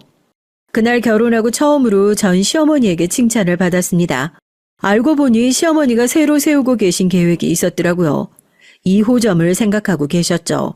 2호점은 1호점과 뭔가 많이 다른 특색을 가진 식당으로 만들고 싶어서 고민 중이었는데 제가 만든 음식을 보고 아이디어가 마구 솟아올랐답니다. 지금까지 몇십 년을 강남에서 고가 한정식을 팔아왔지만 2호점은 무조건 젊은이들 사이에서 유명한 동네의 터를 잡고 쉽게 찾아 먹을 수 있는 특색 있는 한정식 집을 하고 싶으시다는 거였어요. 그네 네가 이런 재주가 있을 줄은 꿈에도 몰랐네. 나중에 식당 직원들이랑 2호점 회의할 때 한번 식당에 나와라. 너한테 조언을 좀 받아야겠어. 전 제가 의도했던 상황이 아니라 너무 당황했습니다. 전 그냥 시어머니가 평소 드시던 음식에 질렸다고 하셔서 단순히 새로운 걸 드시게 해드리려고 싶었던 마음에 그런 건데 일이 너무 커져버린 거예요. 문제는 그뿐이 아니었습니다. 시어머니 생신상으로 혼나게 된 건 제가 아니라 동서였어요. 내가 한식당 사장인데 내 생일에 유명한 양식 요리사를 집에 불러들인다는 게 말이나 되니? 이게 소문이라도 나봐라. 강남에서 난다긴다는 분들은 다 내 식당에 다니는데 그 식당 주인이 알고 보니 비싼 양식 좋아한다고들 할 거 아니냐? 둘째, 넌 아무리 나이가 어려도 어쩜 그렇게 생각이 짧니? 그리고 이 소고기는 또 뭐야? 뭘 이렇게 비싼 고기를 샀어? 동선 시어머니에게 호통을 들었습니다. 상황 파악을 너무 못한다고요. 전 속으로 고소하면서도 겉으로는 애써 티를 내지 않았죠. 어쨌든 동서도 시어머니를 위해서 열심히 한 건 누구보다 제가 잘 아니까요. 그런데 애꿎은 똥물이 제게 튀었습니다. 동서는 괜히 저더러 또 시비를 걸더라고요. 내가 이럴 줄 알았어. 어머니 식당에 관심도 없다더니만. 형님, 저한테 일부러 거짓말한 거죠? 사실은 형님도 어머니 식당 욕심나서 물려받고 싶으신 거잖아요. 동서는 말도 안 되는 소리를 해댔습니다. 제가 시어머니의 식당을 물려받고 싶어서 사력을 다해 메뉴를 만들어낸 줄 알더라고요. 그렇지 않고서야 어떻게 시어머니 마음에 쏙 드는 음식을 만들 수가 있냐고요. 동서, 말 같지도 않은 소리 좀 하지 마. 난 시어머니 식당 물려받을 생각 추워도 없어. 그리고 동서가 나보다 능력이 있으면 어머님이 알아서 동서한테 물려주시겠지. 뭐가 걱정이야? 짜증나. 도대체 내가 왜 저런 촌스러운 아줌마보다 못하다는 거야? 나한테는 식당에 나오라는 말도 안 하고. 동서는 자기 분에 못 이겨서 소리를 마구 지르며 쌩떼를 썼습니다. 동서는 하루라도 빨리 시어머니의 식당에 들어가 일하고 싶은데 시어머니는 동서에겐 아직 말도 안 꺼내셨나 보더라고요. 전 시어머니가 왜 동서에게 식당에 나오라는 말을 안 하는지 알 것 같았습니다. 하지만 동서는 전혀 모르겠나 봐요. 시어머니가 식당을 한 게 거의 30년이 넘어요. 얼마나 많은 사람을 겪으셨겠어요. 사람 딱 보면 어떤지 아시겠죠. 사실 동서가 친정 아버지가 하는 공장에 나가 격리 일을 하기는 하지만 가만 보면 무슨 일을 하는지 모르겠거든요. 그리고 아직도 친정 아버지 카드를 쓰며 고가의 물건을 사고 출근도 잘 안 해요. 누구보다 성실한 사람을 좋아하시는 시어머니가 보기엔 아무리 자기 아버지 공장에서 일한다곤 해도 일도 안 하고 돈만 가져다 쓰는 모습이 좋지 않아 보였을 게 분명합니다. 그러다 보니 시어머니도 선뜻 동서더러 식당에 나오라고 하고 싶지 않은 거죠. 그런 사실을 전혀 눈치채지 못한 동선, 그때부터 오히려 더 똥줄이 타는지 시어머니의 식당에 들어가기 위해 아주 고군분투를 했어요. 티나게 여우짓을 해댔죠. 동서는 공장 일은 어쩌고 툭하면 시어머니의 식당으로 출근 도장을 찍었습니다. 그러면서 직원들하고도 잘 지내려고 노력하고 이것저것 곁눈질로 일도 배우려고 했나 보더라고요. 저도 그런 점은 높이 사요. 저야 식당 일에 관심이 없으니 동서가 시어머니의 식당을 물려받아 주면 저야 좋은 일이니까요. 그런데 역시나 동서는 예상을 참 깨는 사람이었습니다. 제가 시어머니의 식당에 갈 일이 있었어요. 생신날 시어머니가 말씀하신 대로 2호점 일로 회의에 참석하라고 시어머니께 연락이 왔거든요. 전 정말 연락이 올 줄은 몰랐는데 진짜로 연락이 와서 한참 고민했습니다. 정말 제가 가도 되는 자리인가 싶어서요. 그런데 회의 자리에서 시어머니께서 일하는 모습을 보니 정말 멋있더라고요. 저도 지금까지 10년 넘게 사회생활을 하며 많은 사람을 봤지만 시어머니의 카리스마가 괜히 생긴 게 아니라는 느낌을 받았어요. 저야 뭐 아는 게 없으니 제가 생신상 차릴 때 참고했던 지방의 한정식들 위주로 참고하시라고 소개만 해드렸습니다.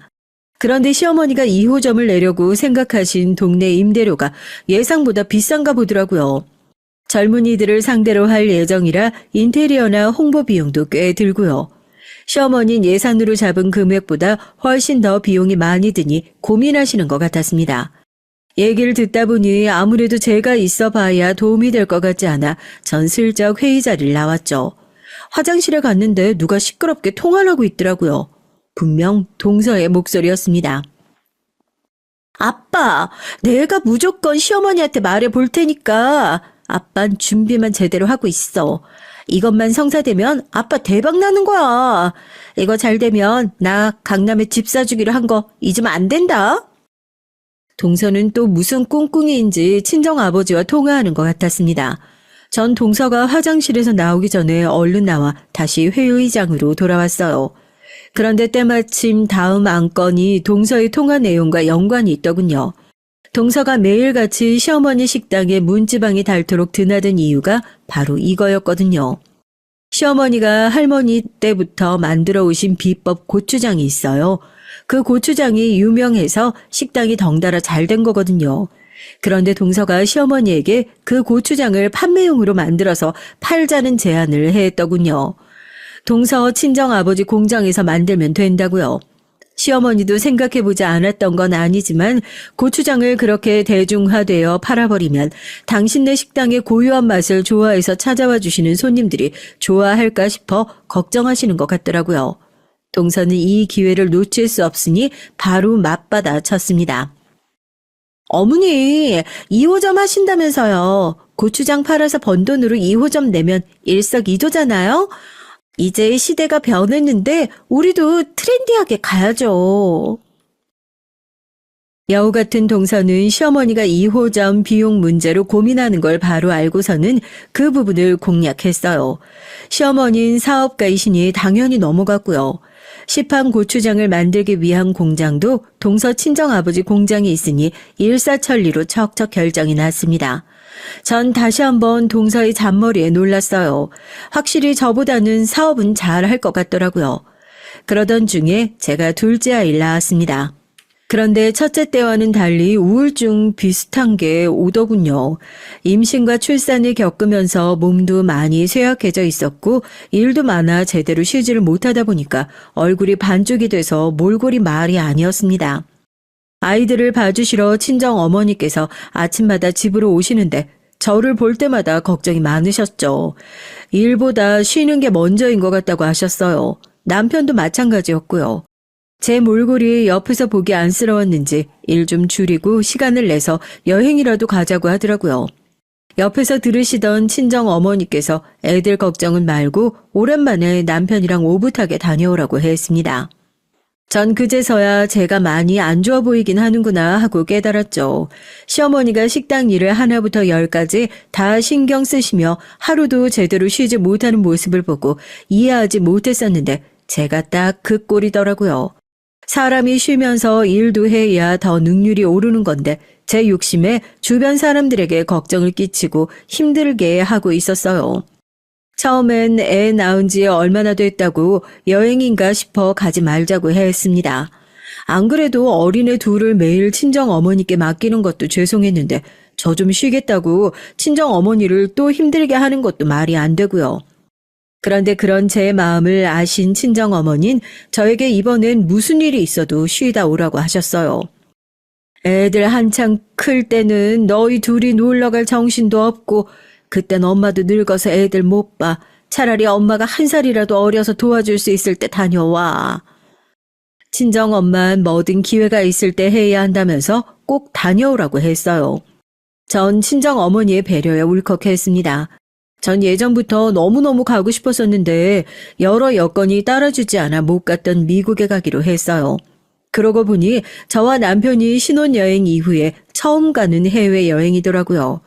비행기표를 예매하고 여행 계획을 세우기만 하는데도 저와 남편은 신이 났습니다. 이 좋은 걸 왜 이제야 가겠다고 했는지 후회가 되더라고요. 이 좋은 기분을 초치는 한 사람이 있었습니다. 누구긴 누구겠어요? 바로 제 동서예요. 저와 남편이 여행 준비로 한창 바쁘던 와중에 동서와 시동생이 새로 이사를 했어요. 동서가 노래를 부르던 대로 강남에 입성을 했죠. 동서가 시어머니 비법 소스를 판매용으로 친정 공장에서 소스를 만들어 팔더니만 돈 좀 벌었는지 50평대까지는 아니어도 강남에 휘황찬란한 집을 샀더라고요. 그전에도 만나기만 하면 친정 부모님이 대박이 났다고 잘난 척을 무지하더니만 많이 벌기는 했나 보더라고요. 저야 동선의 집에 가는 게 썩 내키지 않았지만 어쩌겠어요. 하나밖에 없는 동선인데 손윗 사람으로서 가서 축하를 해줘야죠. 거기다가 웬일로 시어머니까지 오신다고 해서 온 식구가 총 출동했습니다. 시어머니는 동서가 식당 일에 큰 공을 세워서인지 예뻐하시는 게 눈에 훤히 보였어요. 우리 둘째는 일만 잘하는 줄 알았더니만 못하는 게 없네. 집도 너무 예쁘게 잘 꾸몄다. 역시 센스가 있어서 그런가? 암튼 제주꾼이야, 제주꾼. 시어머니 말대로 이사한 지 얼마 되지도 않았는데 집이 싹 깔끔하게 정리가 되어 있긴 하더라고요. 저도 동서에게 뭔가 얘기라도 해야 할 것 같아 언제 이렇게 예쁘게 정리를 했냐고 했습니다. 그러자 동서가 아주 기고만장해서는 또 잘난 척을 시작하더라고요. 어머니 소스 덕분에 아버지 공장도 대박 났다고. 아버지가 너무 좋아하시면서 선물로 이사할 때 인테리어 싹 새로 해주신 거 있죠? 요즘은 돈만 주면 인테리어뿐만 아니라 아예 소품까지 다 세팅해서 주더라고요. 역시 돈만 있으면 참 좋은 세상이에요. 안 그래도 피곤한데 동서가 신나서 떠드는 모습을 보고 있자니 자꾸 배알이 꼬이더라고요. 저도 제가 이렇게까지 누군가를 미워하게 될 거라고는 상상도 못했습니다. 빨리 이 시간이 끝나기만을 바랐죠. 시어머니는 무섭고 동서는 불편하고 도망가고만 싶었어요. 동서가 출장 뷔페까지 불러서 거실에 준비해놓고 시댁 식구들이 둘러앉아 식사를 하고 있었습니다. 전 둘째를 낳고 아직 체력이 돌아오질 않은 상태라 영 입맛이 없었죠. 그래서 과일만 조금 먹고 있었어요. 그런데 어느새 제 곁에 다가온 동서가 또 시비를 걸더라고요. 형님, 둘째 낳고 많이 힘드셨나 봐요. 살이 왜 이렇게 많이 빠지셨어요? 근데 살 빠지니까 10년은 늙어 보여요. 이러다가 아주버님보다 누나로 보이겠어요. 좀 드세요. 동서는 멋대로 제 접시에 음식을 마구 담았습니다. 전 순간 짜증이 나서 그만 담으라고 동서의 손을 툭 쳐버렸죠. 그러자 동서가 들고 있던 접시가 바닥에 떨어지면서 음식이 바닥에 떨어졌습니다. 소란스러운 소리에 시부모님은 무슨 일이냐며 제가 있는 쪽으로 달려오셨어요. 그런데 그때 동서가 불쌍한 표정을 짓더니 말도 안 되는 소리를 해댔습니다.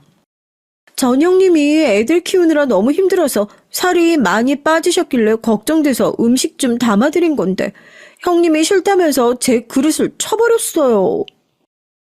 동서는 한순간에 사람을 이상하게 만드는데 달인이었습니다. 그때 남편이 나섰어요.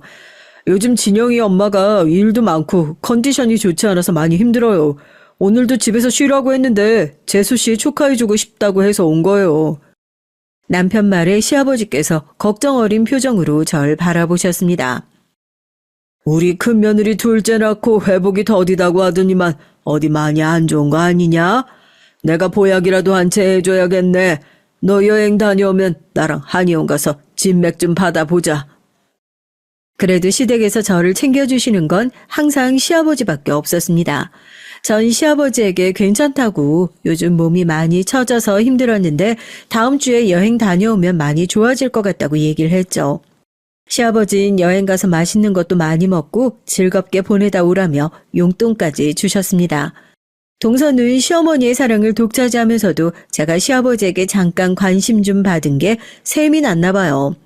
식사가 끝나갈 때쯤 집에 갈 채비를 하고 있었는데 동서가 슬쩍 제 곁에 오더군요. 사실 동서가 저에게 궁금해하는 거야 뻔했죠. 아까 시아버지의 대화를 들었으니 아마 제가 어디로 여행 가는지가 궁금했을 거예요. 전 동서에게 친정엄마가 아이들을 봐주기로 해서 미국으로 2주 정도 다녀올 생각이라고 얘기했습니다. 그런데 제 얘기를 듣던 동서가 기가 막힌다는 듯 콧방귀를 꼈어요. 그러더니 한다는 소리가 가관이더라고요. 형님이 미국을 간다고요? 헐, 집이라도 팔아서 가시게요? 동서는 항상 저런 식이었습니다. 절 무시해도 아주 개무시를 했죠. 저도 더는 참을 수가 없었어요. 지금까지 제가 호구라서 동서의 만행들을 다 참아준 게 아니에요. 한 집안의 며느리라곤 달랑 둘인데 괜한 분란을 만들어 봐야 어른들 보시기 좋지 않으니까 큰 며느리로서 참고 인내한 겁니다. 하지만 이제는 안 되겠더라고요. 이 재수없는 졸부년에게 참교육을 시켜줘야겠어요. 전 잔뜩 성질이 난 얼굴로 동서에게 다가갔습니다. 그리고 제 핸드폰을 꺼내 은행 어플을 켰죠. 그리고 제 은행 잔고를 열어 동서의 눈앞에 똑똑히 보여줬습니다. 그러자 동서는 눈을 질끈 감으며 지금 뭐 하는 거냐고 소리를 지르더라고요. 전 화가 나서 동서의 어깨를 세게 밀치고 뺨을 한 대 갈겼어요. 졸부주제 깝치지 말고 뒤지기 싫으면 눈 똑바로 뜨고 봐. 내가 어떤 사람인지.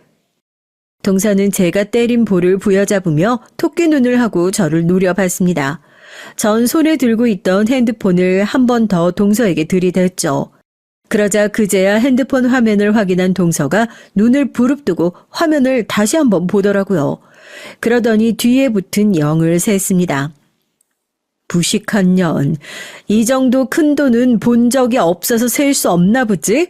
통장에 있는 현금만 자그만치 20억이다 이년아. 네가 감히 날 무시해? 그랬습니다. 제 통장엔 순수 현금만 20억이 넘게 있어요. 사실 제가 도서관 사서로 지내면서 그냥 도서관에만 붙어 있었던 게 아니에요. 저에겐 꼭 이루고 싶은 꿈이 있었습니다. 전 시나리오 작가를 꿈꾸고 있었거든요.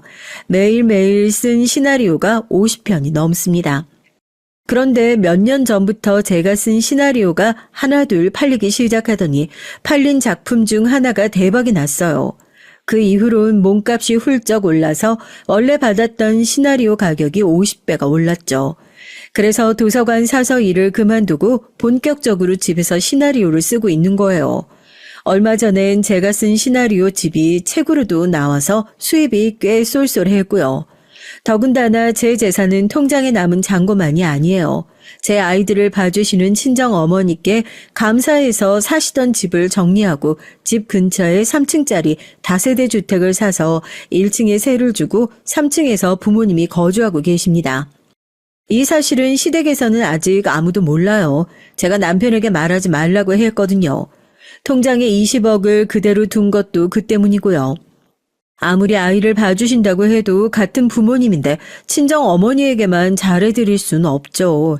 평소 시어머니의 꿈인 2호점을 만들게 되면 그때 투자하려고 돈을 모으고 있었습니다. 제가 목표로 하는 금액이 되면 바로 시어머니에게 말씀드릴 생각이었고요. 그런데 동서가 이따위로 나오니 더는 못 참겠더라고요. 결국은 이렇게 제 비밀이 밝혀지고 말았습니다. 동서의 뺨을 날린 그날 전 시댁 식구들을 모두 불러 지금까지 동서가 제게 저지른 일들을 다 말했어요. 물론 시부모님도 웬만한 일들은 알고 계셨지만 전 아예 선전포고를 했습니다. 어머님 아버님께는 죄송하지만 저 동서처럼 정신 나간 애랑은 더는 가족으로 엮이고 싶지 않아요. 동서가 저한테 제대로 된 사과를 하고 용서를 구할 때까지 다시는 보고 싶지 않습니다. 그날 이후 많은 것이 변했어요. 제가 하는 일과 제 계획에 대해 알게 되신 시어머니는 저를 다시 보셨습니다. 나도 나름 사업한다는 사람이라 시야가 넓다고 생각했는데 이번 일을 통해서 내가 얼마나 시야가 좁은 사람인지 알았다. 네가 내가 하는 일을 이렇게 생각하고 있었는데 내가 그걸 몰랐어. 책임자면 식당에 앉아서 일일이 다 간섭하고 참견해야 하는 줄로만 알았는데 내가 틀렸다. 시어머니의 꿈이었던 2호점에 대해 제가 구체적으로 생각하고 있었다는 것을 시어머니는 고마워하셨어요. 저는 계획대로 30억을 모아 시어머니의 식당 2호점에 투자를 했습니다. 전 시어머니의 가게를 물려받지는 않았지만 식당 내의 가장 중요한 투자자가 됐죠. 말이 거창하게 투자지 사실 시어머니의 사업을 돕고 싶은 마음이 더 컸어요.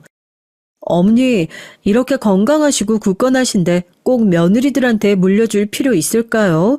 전 어머님이 이 식당에 가장 필요한 분이라고 생각해요. 전 사업하는 능력은 없는 사람이지만 할 수 있는 일이 있다면 곁에서 물심양면으로 돕겠습니다. 전 시어머니가 식당을 운영하시는 한 곁에서 돕기로 했어요. 저의 마음이 통했는지 저와 시어머니의 사이는 많이 가까워졌습니다. 동서는 어떻게 됐냐고요? 요즘 매일같이 가게에 출근하기 전에 우리 집에 눈도장을 찍으러 와요. 제가 많이 마른 게 걱정된다면서 몸에 좋다는 건 다 가지고 옵니다. 이거 제가 형님 주려고 진짜 어렵게 구한 거예요. 이게 기력 회복에 그렇게 좋은 중국의 명차래요. 꼭 드셔보세요. 무릎만 안 꿇었지 사과는 수도 없이 했어요. 하지만 전 쉽게 받아주지 않고 있습니다. 사실 동서가 마음에서 우러나서 저를 보러 오는 게 아니거든요. 시어머니가 저에게 제대로 사과하지 않으면 식당은 절대 물려주지 않는다고 하셨대요. 동서는 집에 왔다가 돌아갈 때마다 시어머니에게 잘 좀 말해달라고 사정을 합니다. 우리 대주주 형님이 말만 잘해주시면 어머님이 저한테 2호점이라도 맡기지 않으실까요? 형님이 제발 신경 좀 써주세요. 제가 형님의 영원한 딸랑이가 되어드릴게요. 네? 동서는 사람이 어쩜 저렇게 가벼울 수 있나 싶을 정도로 참 간사해요. 전 아예 대꾸도 안 합니다. 제가 쪼잔한진 모르겠지만 사실 아직도 전 잘 모르겠어요. 제가 용서하고 넘어간다고 해서 동서와의 지난 날을 다 잊고 잘 지낼 수 있을지요. 제 사연을 듣고 계신 유부 선배님들이 판단 좀 해주세요. 철딱선이 없는 된장녀 졸부 동서가 과연 개가천선하고 정신 차릴 수 있을까요? 여러분의 의견 댓글로 남겨주시면 하나하나 자세히 읽고 참고하도록 하겠습니다. 지금까지 저의 기나긴 사연 들어주셔서 감사합니다.